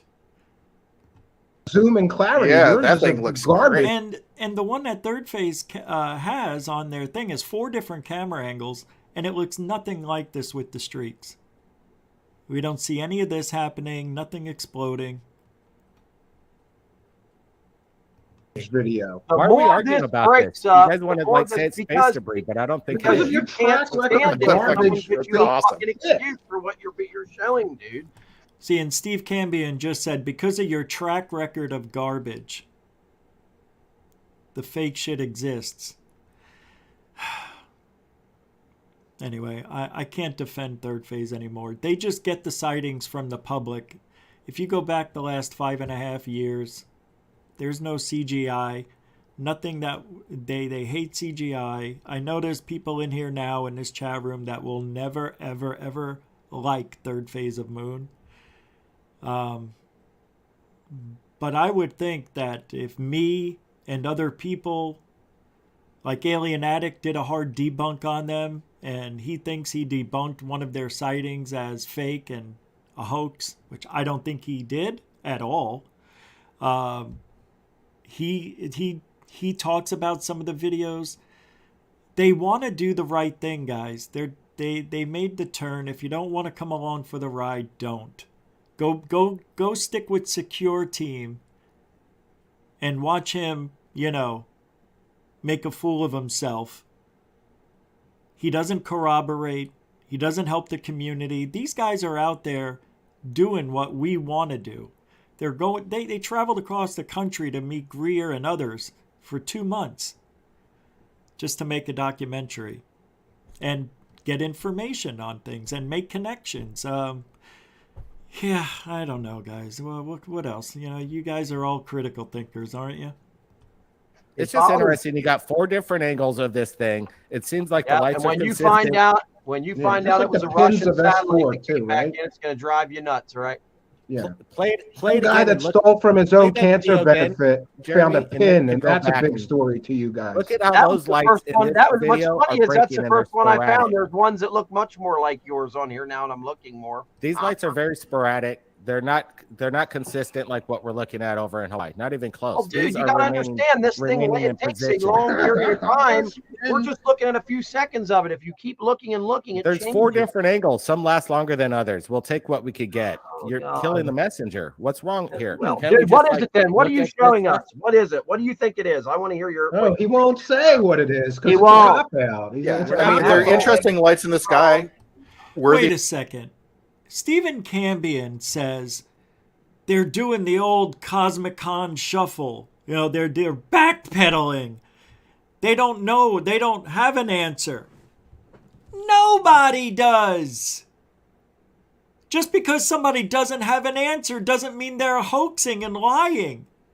See, I never ever cared for that. That's not my style, just to say something, just to be a dick. And I don't like that. Because that's wrong. It's 100% wrong. Oh, so what do you think it is? I don't know. That's why we posted it. See, they're backpedaling and they don't know. Well, if they knew what it was, they would tell us. Such a weird way to think for such a smart guy. You know what I mean? You can't let your another lesson, write this down. You can't let your emotions get the best of you. I still have a problem with it, obviously. But don't let your emotions steer you in the wrong direction, whether you're right or wrong, either way. Always kind of try to ride that fence, man. Get opinions. After you catch something, do your own research, like I said earlier. And then maybe if you can't find anything out of desperation, maybe ask somebody. Come over to GUFON. I'll tell you what I think it might or might not be. Now, unidentified S4, Anthony, I keep bringing you up tonight because you're recently in my life because of the UFO sighting you captured over the beach, which you think might be balloons, and then you said you're not sure. At first you thought it was balloons, birds, and you looked at it until you were blurry, and you don't know what it is. Well, I looked at it, and I knew immediately it could only be one thing. Two things, birds or balloons. That was the fleet sighting that was captured in the clouds, and they were all zooming through the opening of a cloud, and then they would just disappear. But I think it was a reflecting objects that reflected the sun, but when they went into the shady portion of the cloud, which it's hard to see shade sometimes in an open area or in certain angles, that's why they disappeared. But if they were objects like birds or balloons, I would think that you would still see an outline of them somehow, some way. He's got objects that just shoot out in the opposite direction when everything's going away. I mean, I don't know. I don't know what it is, but I like it that I don't know what it is. That's why I thought it was a great sighting. And if it turns out to be balloons, we'll never know. If it turns out to be birds, we'll never know. Third phase doesn't know. So just because they don't know doesn't mean they're backpedaling, Stephen. Where's your logic? What happened to you this night? A further study, right? Just listen to what we say. You know, it's like we need more. And that's another thing. Nobody listens to what Third Phase of Moon says when they post these videos. You need to listen. That's half of the game. Third Phase of Moon puts this up on their channel, 4 different camera angles from Hawaii. They have connections all over Hawaii. So they were asking around and they got these videos, right? Put it up on the thing. And what was I going to say? Oh, no. I was trying to think of 2 things at once. Obviously, my vitamins haven't kicked in either. I don't know what I was going to say. But I'll just continue. That was a weird forget right there. I don't see the trails on it. Eric, all right, I already said a bunch but of I don't stuff. see like the trails on. No, and that's because Yeah, it's I not agree. been- Right. It has not. It's not been up long enough. You have to keep looking. It depends on where it's coming back into the earth at also, man. There's tons of these videos, bro. I've seen that same type of video before. No, They don't they look anything. usually have trails with them, bro. Am I wrong? Thing I like, Solar. I'm sorry. Do you remember? Steven, what language should we say? What can you give me a? I just don't your respect opinion? what you do because you shovel so much garbage, fake shit No, we into don't. the conversation. We don't. Go 5 go- years you put out videos claiming people were sending them to you. This was People like- have proven they were all this is taken like- from the same camera. Brett Always Blake. over Hawaii. See, what a lie. That is a bold-faced lie right there by Cambion. That's one thing I definitely don't try to do is say something I'm not sure of. Because Stephen Cambion doesn't have proof that it's the same camera. Now, earlier on, when they first came onto the scene, I remember when they had 100,000 subscribers and I used to rip on them. And I'm like, wait a minute. This looks like the same type of camera being used. Are these guys faking it? And we talked about that. I said I didn't know they were movie makers at the time either. But I said all of the stuff Stephen Cambion said way back in the day.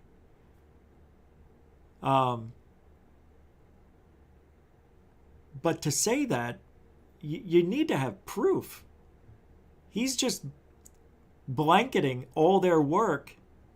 It doesn't make sense. It's not the right way to say something. And you got to keep your emotions in check. All right? It's rule number 7.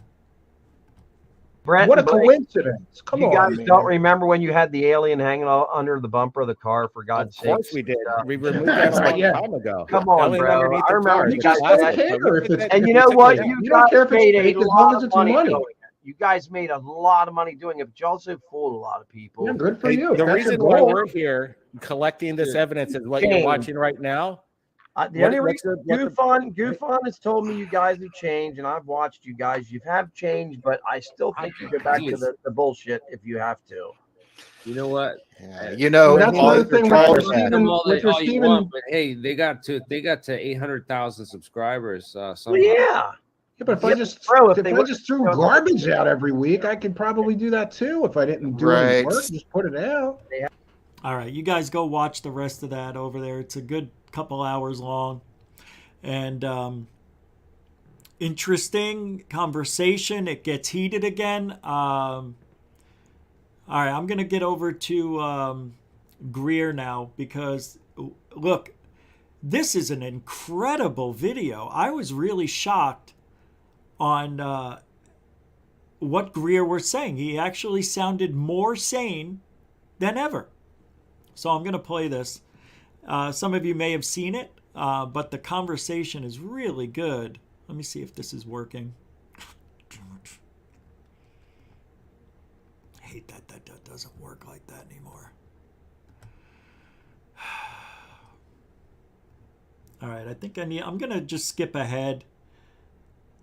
Then you guys can listen to this at your own free will. But this is a good point coming up here. At 22 minutes, I'm going to start it at 19:20. Here we go. But it's a red flag. I agree with you. But I think more importantly is you cannot criminalize an investigation or the disclosure of evidence, material, whistleblower testimony, government documents, no matter how many stamps they have on them, top secret, if the entity that is keeping it secret is itself a criminal organization. And remember, this was the assessment we reached in the mid-1990s. It's why we wrote that unless otherwise directed letter, which is what you write to agencies when you say to the military, unless I'm told otherwise, unless directed otherwise. Our assessment is that these projects are illegal, unconstitutional, and rogue. Therefore, anybody can come forward with documents from any base, material, top secret witness testimony, and no prosecution, persecution, criminality is attached to that act because the organization that is holding all of that is lying to the president, lying to Congress, lying to the oversight people in the Pentagon who have a need to know. And I can prove this in a court of law. Every word I just said, I can prove in a court of law. Therefore, you cannot criminalize people who disclose illegal operations. Because by definition, if the operation is illegal, it is a priori not protected by the law. It's like if someone was running a mafia storefront and someone broke a window, they say, oh, I'm going to have you arrested because you broke into my illegal operation. Well, they can't do that. You can't do that. Contract law and just basic legal theory, if an organization is criminal and illegal, which this organization keeping this issue secret at this level is, they've opted out of the law. So they can't then turn around and use the law to prosecute, persecute, penalize people who come forward. That we put forward in the 1990s. And by the way, from 1997, 98, we put a 60-day timer on it. No one since that time has ever approached me in the US government and said, you were wrong about this. And because I know I can prove in a court of law I'm right. I've met with too many people over the last 30 years, cabinet level people, top people at the CIA, Pentagon, but also in Congress on oversight committees. Since the 90s, I've been meeting with people, and in the early 2000s, who were Senate Intelligence and House Government Oversight. None of those people had been read into the subject. All of them, even when they made inquiries, were brushed off or threatened, the way Admiral Wilson was. So I think people need to understand that an organization that behaves that way is no longer protected by the laws of the United States or any other country they operate in this fashion, in an illegal fashion. This concerning just the language that was brought up, and we're looking at it very closely. Another thing that caught my attention was the off-world material that's been recovered, and one of the eyewitnesses basically stated straight up that there is no evidence recovered one way or the other. What's your thoughts on that? We'll run the clip. When it comes to material that we have no material. We have detected no emanations within the UAP task force that would suggest it's anything non-terrestrial in origin. So there's when I say unexplained, I mean everything from too little data to the data that we have doesn't point us towards an explanation. But we'll go wherever the data takes us. Again, we've made no assumptions about what this is or isn't. We're committed to understanding these, and so we'll go wherever that data takes us. Thank you. That's very helpful. And so I think it bears emphasis. When you say we can't explain, everything that you can't explain is in a bucket called data. Is that correct? And that would mean data collected by sensors, visual observations, everything that we can't explain, quote unquote, is in a bucket called data. Right. A narrative report from the early 2000s, if it just had a little bit of information on it, would be in our database and it would be unresolved. I would add to that, it's insufficient data. I mean, that's one of the challenges we have. Insufficient data either on the event itself, the object itself, or insufficient data or plug-in with some other organization or agency that may have had something in that space at that time. So it's a data issue that we're facing in many of these instances, Congressman. Understood. Thank you very much. Yield back. So you just heard it. Nothing recovered, off-world or otherwise, mundane stuff, if anything. Well, you see, this is another huge problem. Either these two witnesses have not been read into those projects, which is possible. Maybe they're the people underneath them that are penetrating those operations or giving them plausible deniability in advance of this hearing to keep them in the dark. I mean, Washington operates that way. Or they're lying under oath.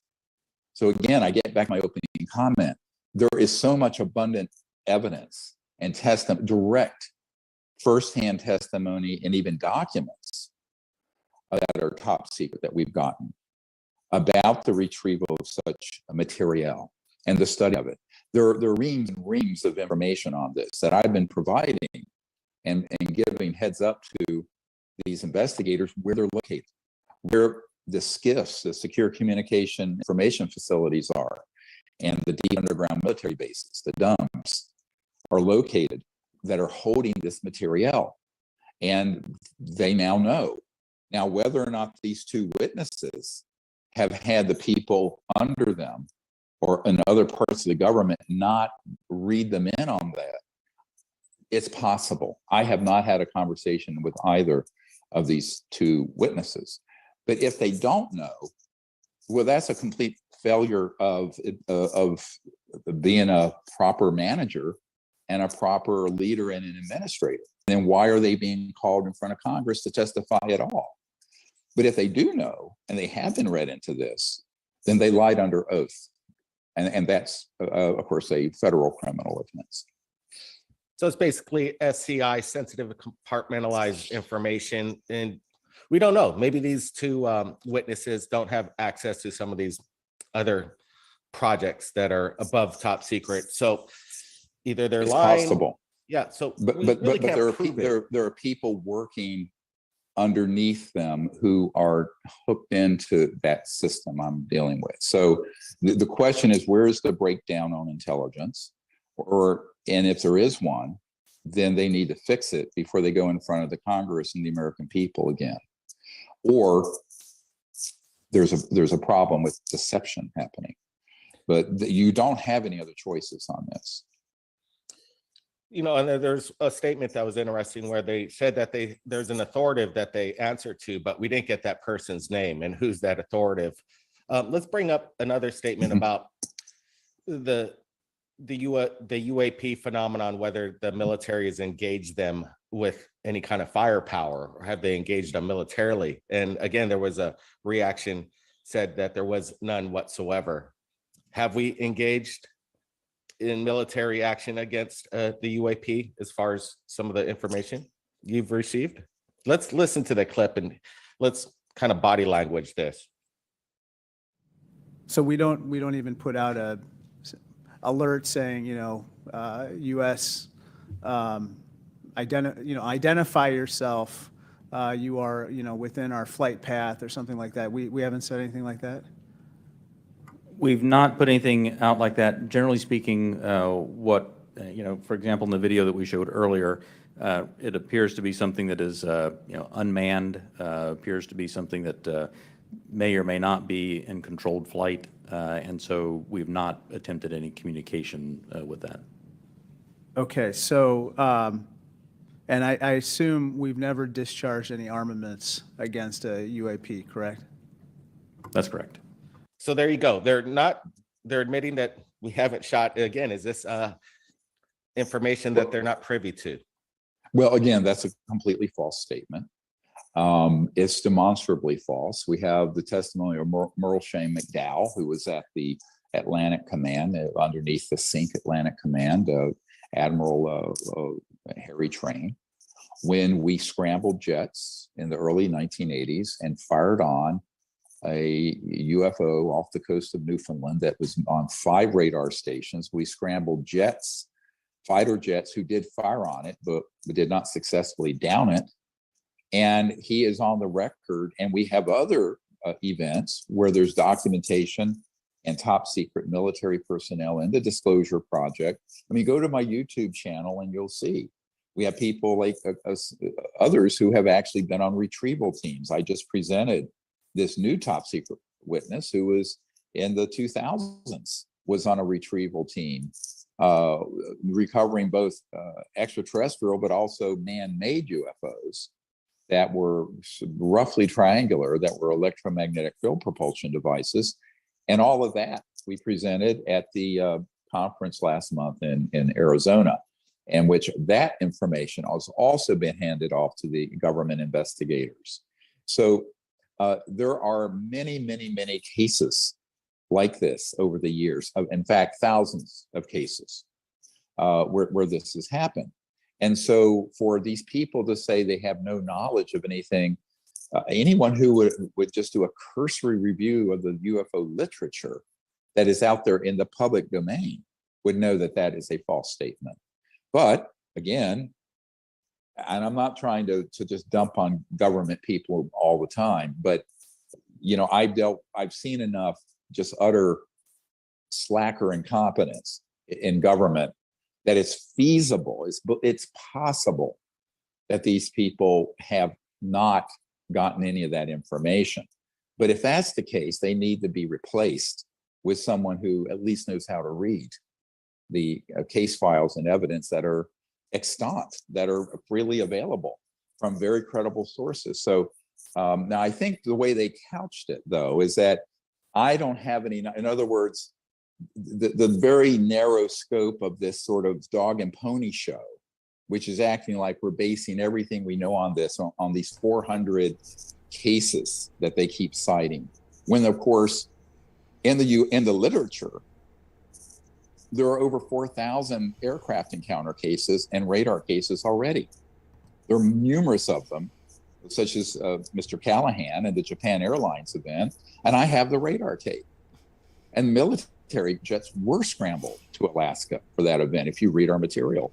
Then you have this whole question of, well, there are 3,500 cases where these objects have landed and left physical evidence, like at the Air Force Base in England at Rendlesham Forest, the Bentwaters case.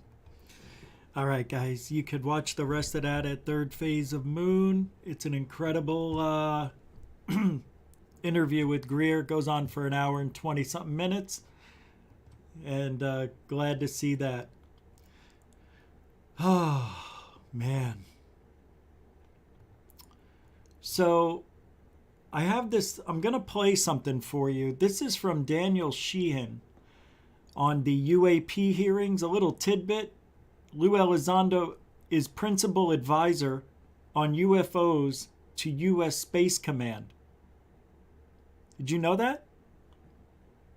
Lou Elizondo is principal advisor on UFOs to U.S. Space Command, according to Danny Sheehan.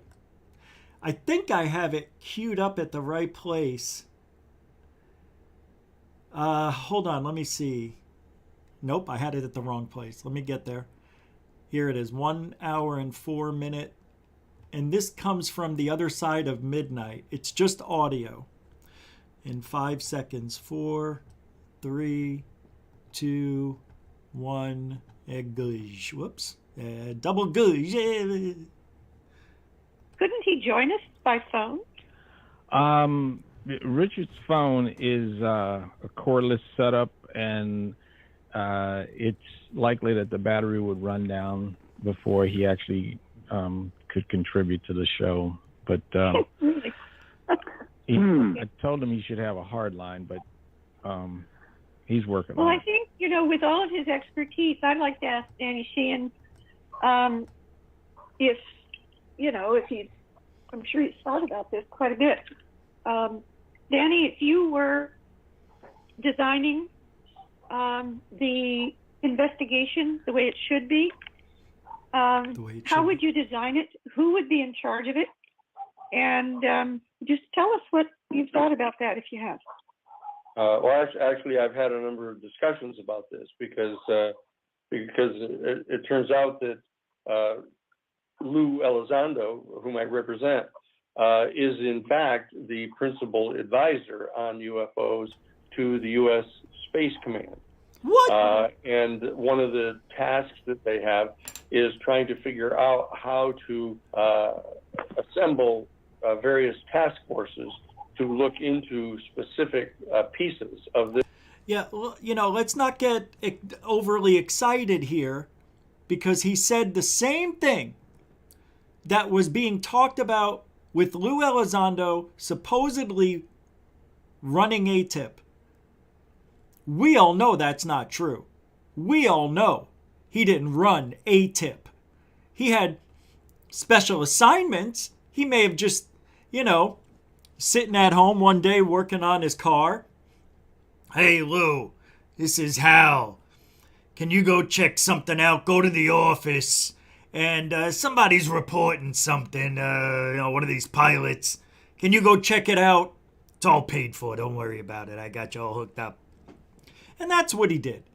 Now, it just said it. He's an advisor. He's not running anything, just advising. Oh, can you imagine this guy who doesn't care about UFOs, doesn't care or know how to talk to people? I think, look, Lou Elizondo's a loose cannon, and I still say to this day, he was thrown into that role of UFO guy without wanting it. He didn't want it. I think the guy had some misconduct. Now, it's my opinion, but I think Lou Elizondo probably got in trouble. He probably punched somebody like a colonel or something like that, or punched an admiral. He didn't like what he said. Hey, what's up, Lou? Gosh.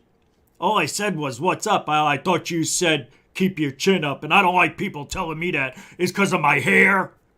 Because of my landing strip? But it's interesting what he's saying here, Sheehan. Let me go back just a few secs. I'm sure he's thought about this It's quite hard a to bit. hear. Danny, if you were designing the investigation the way it should be, how would you design it? Who would be in charge of it? And just tell us what you've thought about that, if you have.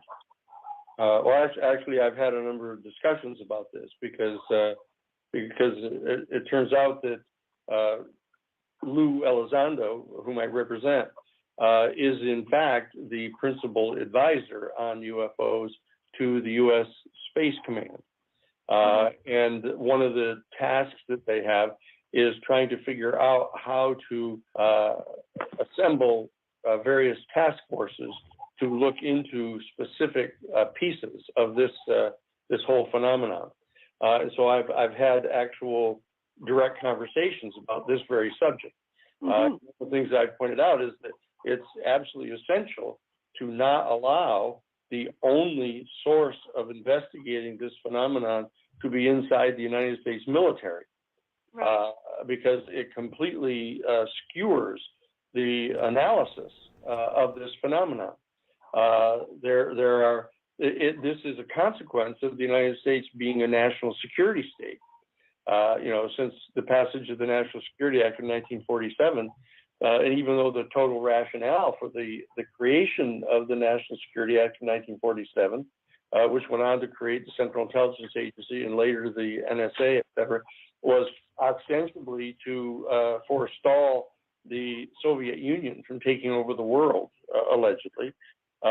With the dissolution of the Soviet Union on December 31st of 1991, with the official signing of the resolution on the part of President Gorbachev releasing all of the republics, there wasn't the slightest flicker of attempt to stop the Central Intelligence Agency and NSA and these other agencies from continuing.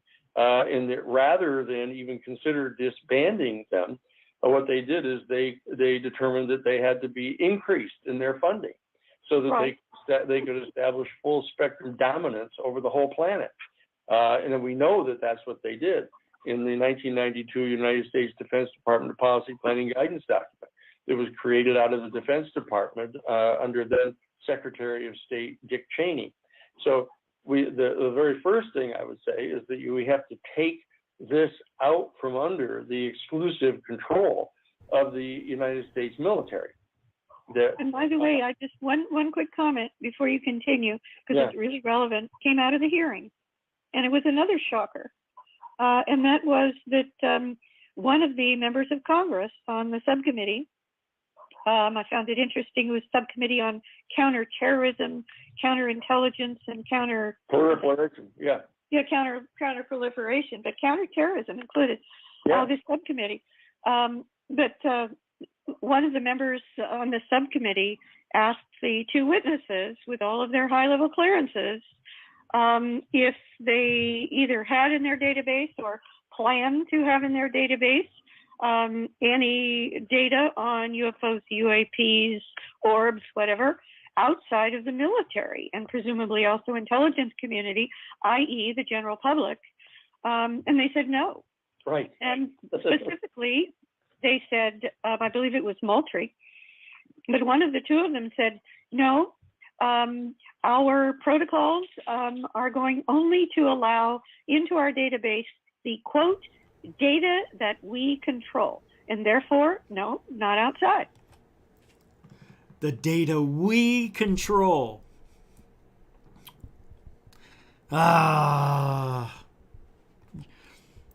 You just can't trust your government. This government. Ever. Ever. And when I say ever, I mean it. I mean, for as long as you live, you can't trust them. And they're always going to hide things to keep away from our adversaries. It's nothing personal. But we pay them to protect us. But like Greer said, like I always say, I was surprised to hear Greer say it, but our government, especially the military, they're acting like the hammer, and everything they see is a nail. It's a threat. Everything is. So, they want to be the hammer. They want to see things as a threat because they can't control it. They don't know what it is.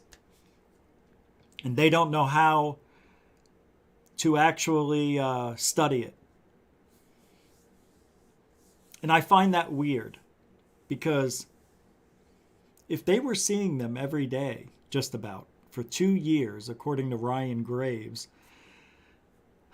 you're going to tell me there isn't a lot of clear, high-resolution 4K video out there of these objects watching?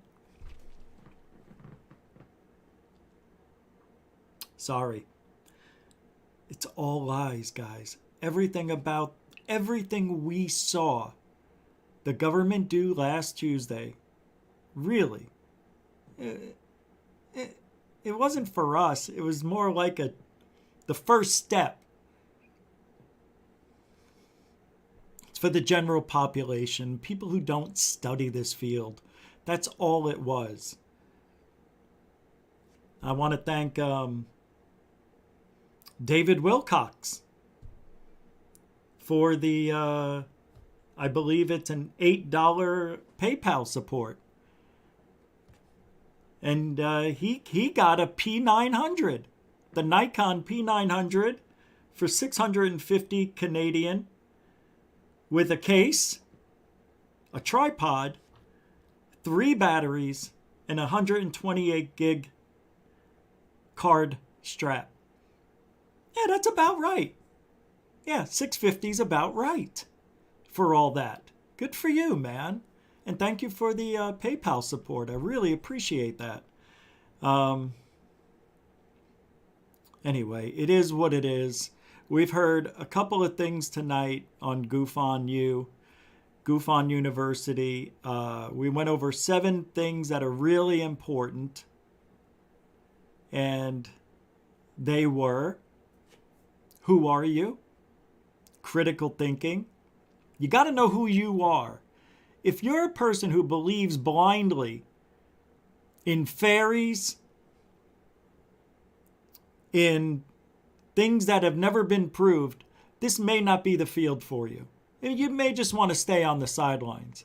But if you're a little skeptical and you want to believe and you want to capture stuff, this really needs to be a full-time gig for you. Because if you're only going out an hour a day, it's better than nothing, but you're most likely gonna see nothing. Yeah. Now, if you can split your days sky watching 5 hours at night, 5 hours in the day like I did on average, and now we're talking. Now you can catch everything in the sky where you live, and you can analyze it, figure it out, go online, get the satellite apps, get everything you can. Get everything that can track everything in sky. Flight data, satellite data, weather balloon data, drone data. Yeah, all that stuff you need. You need to know where to get it. Just go online. You'll find it. I promise you. What else did we talk about? I don't know you just got to have the right time. I didn't write it all down. But if you're going to get into this field, you got to get, I think, a high 8 camera. We talked about the cameras, and get something like a Nikon P900 or something similar, maybe a Canon camera, something that's at least, to do a really good job, you can probably find a camera for $250. If you can afford more than that, then sky's the limit, and get a good camera, because you'll get a really good lens. And the camera should be heavy. It shouldn't be light. If it's light, it's a plastic lens. What the hell's my hair falling out? So, yeah, David Wilcock did it right, man. What else? I can't remember what else we talked about. Oh, do your own research. I say do this research solo. I recommend it. So you make mistakes. I want you to make mistakes. If you don't make mistakes, you're most likely you're not gonna learn. And if you ask somebody, hey, how do I get this? How do I get that? Without trying yourself, you're just wasting your own time. You have to do things. There's no shortcuts in this field. And if you think there are shortcuts, you're wrong. So get out there, do your own research. And I say meditate at least 15 minutes if you can. 5 minutes minimum. But if you could meditate quietly and shut your mind off and maybe try to see E5 shit, I did. And what started happening was, I had a couple of strange dreams, but after that, nothing. It was weird. It was like they came, they saw, they kicked my ass, and they left me alone, and nothing's happened since. other than strange things happening in my house. But other than that, don't believe everything. Don't be gullible. We talked about the camera, the tripod. Oh, this is one thing I left out. If you see something, like while you're recording it, don't be a mouse. Okay? Speak. Tell us what you're seeing. Talk about it while you're capturing it. Because every time I see something that looks great and there's no talking, most of the time, it's not real. Something's going on. Either they know what it is and they don't want to talk about it and incriminate themselves, or they know they can't act it, so they shut up and don't say anything. If you're seeing something, and I've seen Anthony Unidentified S4 do it, I've seen many other people do it, I do it, I talk while it's going on. I can't believe this. They're popping up all over the place. It's partly cloudy day, chemtrails all over the place. But here we are. We got 5 dots showing up right above me, heading north at a it seems like a walking pace. The only other witness is my wife. I got a tripod here. I'm using the camera, and talk about it while it's happening. It's another thing I want you to do. I just wanted to have a GUFON University class today because I think it might have been needed. And then next month, we'll do one class a month at the end of the month. I thought this was the last Sunday. Obviously, it's not. But the way my brain was working today, it was. So usually in the last Sunday of the month, I'll try to, to give a good class. Next time, I might have some things for you to listen to, and I want to see if you can debunk it. I want to see if you can tell me what you think it is. So we might have a test for you in a month or 5 weeks. But other than that, we'll be back tomorrow. That's it, class. I'll put the links to the videos into the description like I always do. And we'll be back tomorrow night, 7 p.m. We're sticking to 7. It's working. We like it. And I like the competition going up against Jimmy Church. And a couple of days a week, UCR is on. By the way, that Lou Angeles is some piece of work. He is something. The guy who's the host of UCR. Yeah, there was something Cambion said. Oh, we're not done yet. Hold on, we're not done. Shit, I already said goodbye. Now people are leaving. Damn it. Yeah, I screwed up. I forgot I had some other things to go over.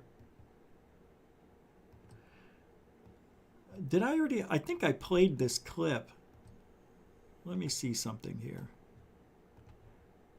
Did I play this? 5, 4, 3, 2, 1. Disrespect and attacks? No, that's not. That's not something that should be supported or condoned. Start at 4115. Oh yeah, I did. That is a great concept. I will support that completely. It's time to give GUFON a taste of the Great Reset. Report his videos on YouTube for bullying and harassments. Then go to his Patreon and point to his content and report it too. Do you remember when Coin Exchange used to come in here and act like our friends? Remember that? That's why I wanted to play that. Remember he used to come in here and act like he was friends with us all. And now that cork soaker is over there. Here's a tweet from UFO Jane. Says, why is everyone so obsessed with who has done more for disclosure? Because it's really important to know who's done the most for disclosure. Did you all forget about Tom DeLonge? She says, I remember the same debate happening back then. Disclosure of UFOs and aliens is bigger than any of the human beings involved. Oh my God. I didn't know UFO Jane was that gullible. Oh, why would she say such lunacy? Why? What is this? Josh and Artemis sent me something, I think. Corbell talking about us firing at UFOs last Friday? What? What is this? Hold on. Hold on. What is going on? Thank you, Josh and Artemis Show, for sending me. I'm glad I looked. Oh, no. Yeah, we're not done. I'm not going anywhere, guys. You might want to hang out for a little longer if you have nothing else to do. All right. Josh and Artemis Show just sent me this. Let's see. Correct. And it happens on a weekly, if not daily basis.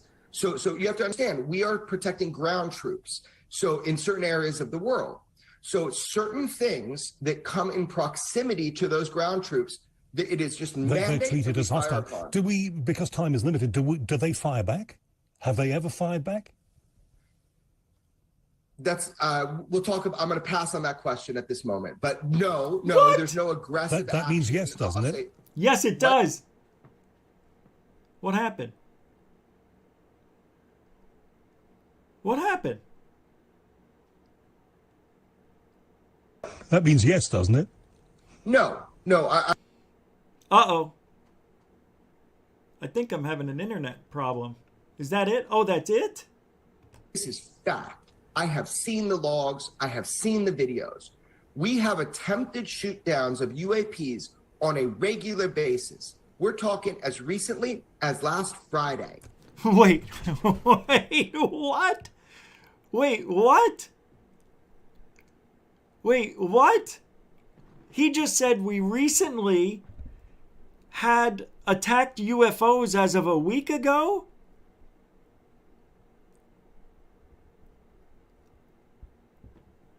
Am I right? Is he talking about shooting at UFOs? That's what he's talking about? Attempted. And this is in the videos. We have attempted shoot downs of UAPs on a regular basis. We're talking as recently as last Friday. Attempted shoot downs as recently, this is important, as last Friday. Correct. And it happens on a weekly, if not daily basis. Wait, I'm a little confused. Is he talking about shoot downs like where shooting down? Where shooting down? Like we're shooting down with our mouths, with our words? Is that what he means? I'm a little confused because is the Josh and Artemis Show still here? I think they left because I got this from them and their tweet said us. Like, it says Corbell talking about us firing at UFOs last Friday. Us? Like me, you? Or are you talking about, see, I'm confused. About military shooting at him? So you have to understand, we are protecting ground troops. Okay, so he means actual fire. Okay, so that's what I certain thought. things. Wow. Did anybody know about this? Because that you think would have been all over the place, right? I would have heard about that. That definitely would have been something very, very big. Oh, we're firing at them. Yeah, okay, thank you. Oh, my goodness. Lou Elizondo advises. Oh, what's this? Uh-oh. Hey, we've got Jeremy Corbell's brother right here. Let's hear. We haven't listened to Baby Jesus in a long time. What is Baby Jesus talking about? He's Baby Jesus. Let's hear what he has to say. This is from Post-Disclosure World, who is UFO Jesus. Lou Elizondo advises oh, I already talked about this. U.S. Space Command. Let's hear what he has to say. That yesterday, Lou Elizondo's lawyer, Daniel Sheehan, stated on the radio program or podcast, The Other Side of Midnight, that Lou Elizondo is the principal advisor to the United States Space Command on UAP. Thanks, Jeff. Let's take a listen to that clip. Lou Elizondo, whom I represent. Yeah, we already heard this. I want to hear what he has to say after it, though. Makes me laugh. Asked questions and found this question and answer helpful. What is U.S. Space Command responsible for? U.S. Space Command's area of It's responsible surrounding the Earth at an altitude greater than 62 miles or 100 kilometers above average sea level. Space is no longer a sanctuary. Technical advances, changes in strategic guidance, and new security challenges require U.S. Space Command to innovate and adapt to ensure that space warfighters are prepared to accomplish future missions in, from, and to space. has said multiple times that he assesses that the AOIMSG office is most appropriately placed within the Space Force, Fair which is use. part of the Space Command. Let's go over some tweets he had on May 13th, 2022. To be clear, hearings are going to take place next week. Congress has seen the videos and data. They are being briefed by a variety of personnel, not just Lou. They have spoken to the witnesses, many trained observers. If there's nothing to hide, why is OUSD, Office Under Secretary of Defense, stalling? Lehman Charlie responds, what could be some of the reasons for stalling? Christopher responds, it's an oversight, not operational office, and is ill-equipped to perform the mission as legislated by Congress. But for some reason, someone has obviously been insistent that AOIMSG be placed there, when in fact, it belongs with Space Force, in my opinion. So I agree with Christopher. The AOI... well, thank God. Thank God. He's going to tell us what the AOIMSG is for? IMSG office, which is the UAP study program, should not be placed in an oversight office that lacks infrastructure to fulfill the intent of Congress to properly study and investigate UAP. Yeah, I think UFO Jesus needs to go back to putting the kimono on. I'm just not interested in what he has to say. It always comes down just to being an echo chamber for TTSA, Lou Elizondo, and the gullible. The gullible. But he's not a bad person. UFO Jesus is not a bad person. He is definitely not bad.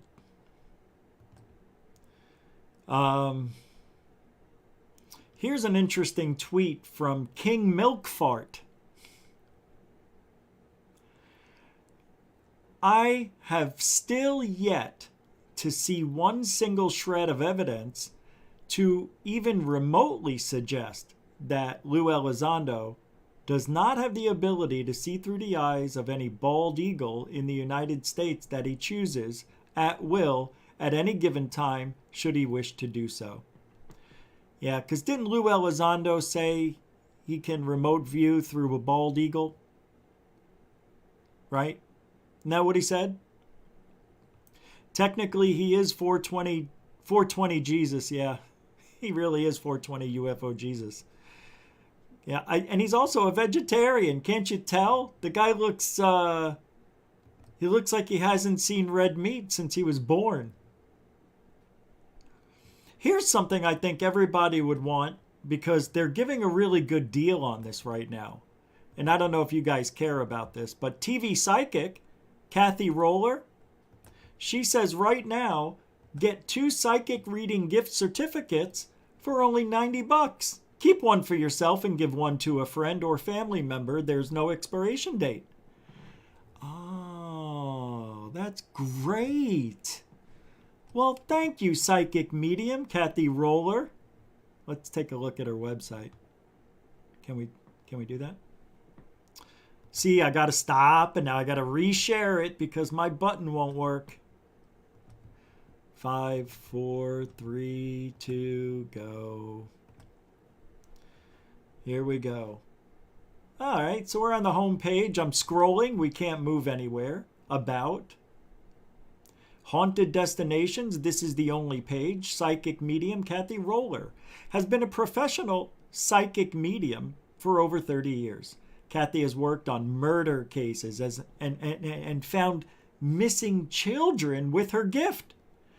She has extensive television and radio experience from 92 to 2002. Yeah, that was when she was in her prime. Kathy had her own live call-in television show. In 2010, Kathy had a television series called Jersey Paranormal for Animal Planet. In 2013, Kathy had a television series for the Bio Channel and A&E Networks called Supernatural Sisters.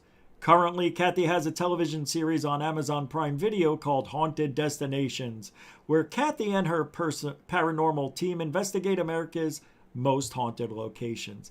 It seems Kathy Roller can't get rolling.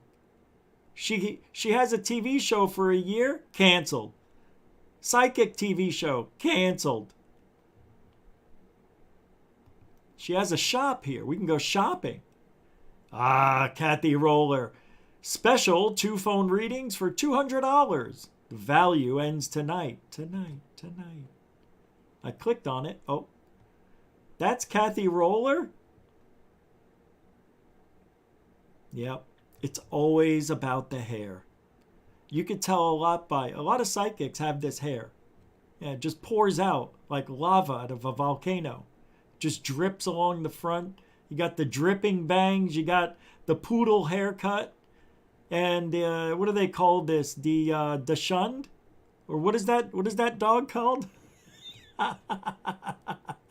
You'll receive 2 gift certificates of phone readings. We'll email you gift certificates once we receive the payment.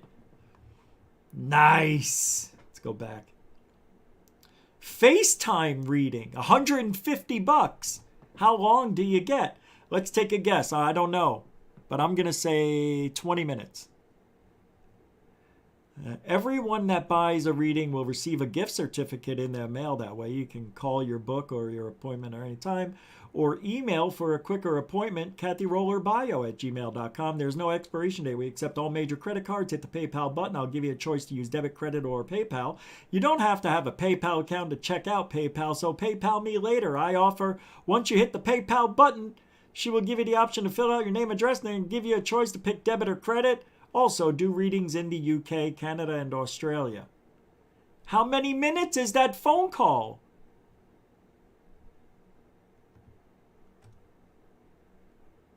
No, I don't want that. They don't tell you how long it is. See, that's the catch. It doesn't say. PayPal in 4 available for improved. Oh, no, that's not it. All right. Anyway. Let's add it to the cart and see what happens. Nothing.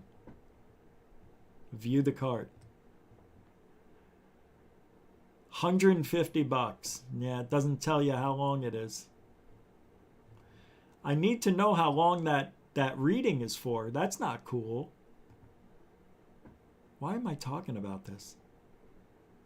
I tell you what, I'd throw her one. Yeah, I'd throw her one. But that was 3 years ago. You know, Kathy got a little older. She looks a little more worn, I bet, now. Kathy Roller. I bet you that's not even her last name. It's probably something like Schultz. Anjali. Anjali. All right.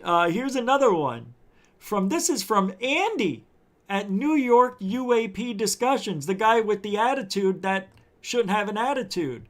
The guy who came out of nowhere last year with the rubber ducky UFO now thinks he's going to make history next Sunday at the Utah Symposium, which I still might be going to. I don't know. It's going to be down to Friday, but I don't know. I'll find out tomorrow if I'm going. Guys, he says in a tweet, we didn't get this far just to ruin it all with division and fighting. Oh, shut up, you fuck. We have to come together regardless of options and opinions and beliefs. I am guilty of expressing my own anger at those who came at me, but I'm putting that part of me aside to focus on the bigger picture. Money. I gotta make money. So I said, you showed your true colors, Andy. Your videos will divide the community even more because from what I saw and heard, those videos are more meaningless evidence. No one can tell what they're looking at because of FLIR. It's FLIR footage. You need to be humbled, and I think you will be on May 27th. That's when they come out. He says this is about putting pressure where pressure it's needed and showing those in power that we are not the mindless sheep they think we are.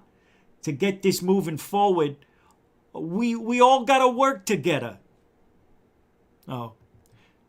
Says the guy who bashed everybody that questioned him.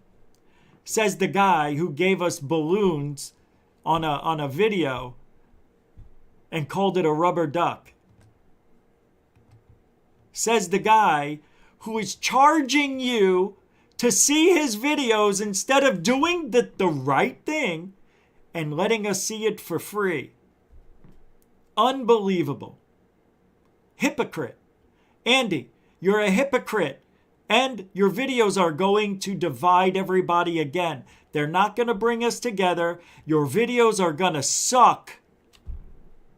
I know it. I know it. And I haven't even seen any. I saw a still of one of them.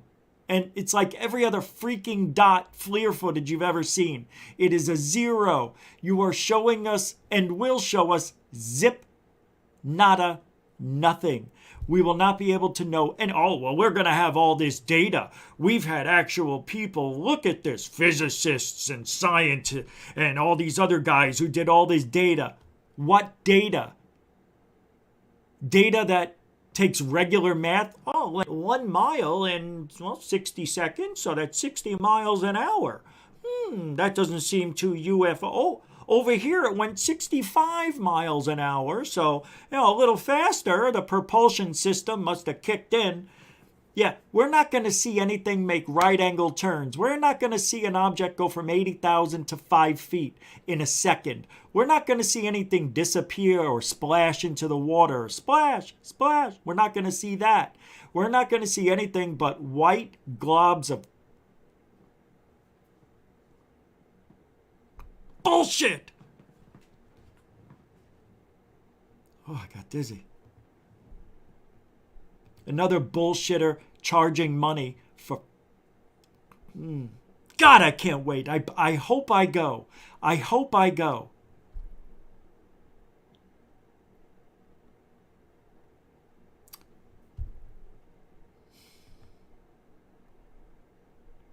This is from the bearded UFO guy. I don't know who this guy is, but I've seen him around recently. The bearded UFO guy, Gaz, on Twitter, has this to talk about. Top man himself, Ross Cuthert. He posted this. Are we alone? The question is as old as humankind itself. The US Congress held its first hearing in half a century on UFOs. Oh, with the stupid music. Unidentified aerial phenomena, as they're officially called these days. The Pentagon confirmed a director will be picked for a new task force to continue its investigations. Now, it follows 144 unexplained sightings from 2004 through to 2021. And joining us now is investigative journalist Ross Coulthard, who has been very closely covering this subject for 2 years. There's no greater expert. He's been studying it for 2 years, guys. He's definitely an expert. But Ross, what's your take on the US Congress's latest announcement here? The hearing that was held this week was a bit of a waste of time, but what's coming is going to be momentous. I'm talking to people who are going to be giving evidence. I'm talking to... Why is it it's always what's coming? You guys aren't going to believe this. This was shit. But everybody was like, oh, these hearings are everything. This is going to be great. I can't believe how, we're going to get information. We're going to get data. They're going to show us proof. Oh, but what's coming? Oh, I can't wait. to congressmen, to senators, and it's It's quite always clear what's coming. the Congress is bipartisan on this. That's what's so important. Both sides of politics, the Republicans and the Democrats, have decided there really is something to this, because they've already seen a lot of the very interesting videos that are still being classified by the US government. And they're so excited by what they've seen. They're demanding answers. They're demanding that military officials, intelligence officials provide reports that detail what's really going on, not only in our skies, but as some of that imagery there is showing, in our ocean. There are objects doing things that defy explanation, and the Congress now is demanding answers. Well, when we last interviewed you, Ross, I got to tell you, it didn't sound like the government was demanding anything. I didn't hear anybody demanding anything. Nope. Anyway, Ross Cuthert, however you say his name, he's a good guy, not a bad guy. And that's it for tonight. Yeah, now we're done. I want to thank everybody for hanging out tonight. We'll be back tomorrow at 7 p.m. Eastern, 4 Pacific. Enjoy the rest of your Sunday. Thank you, moderators, super chatters. And newcomers and veterans, don't forget to like, share, subscribe, and or join.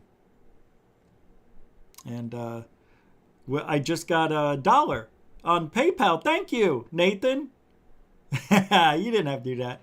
Thank you very much. He says, yeah, I said I was going to try. Never said I was going 100%. I always said I want to go if I have the funds. And I don't know until tomorrow if I'll have all the funds I need to still pay bills and go. It's going to be at least $500 for me, and I don't know if I can do that. So anyway, that's why, Nathan. But thank you for the $1 PayPal support. You can continue supporting the show even after. Underneath the video, there's a thanks button where it works just like Super Chats do.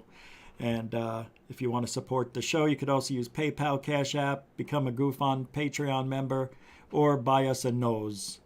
So thank you, everybody, for your time. We are Truthology for UFOlogy. Good night.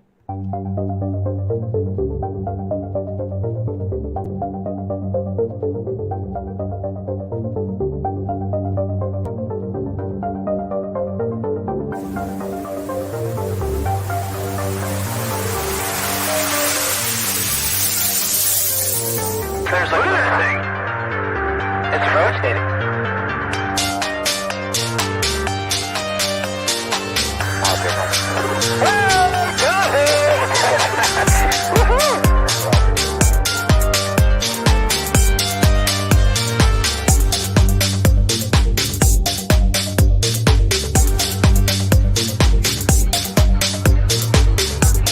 What was in the skies over? And why did it sound like treasured sites in Christianity?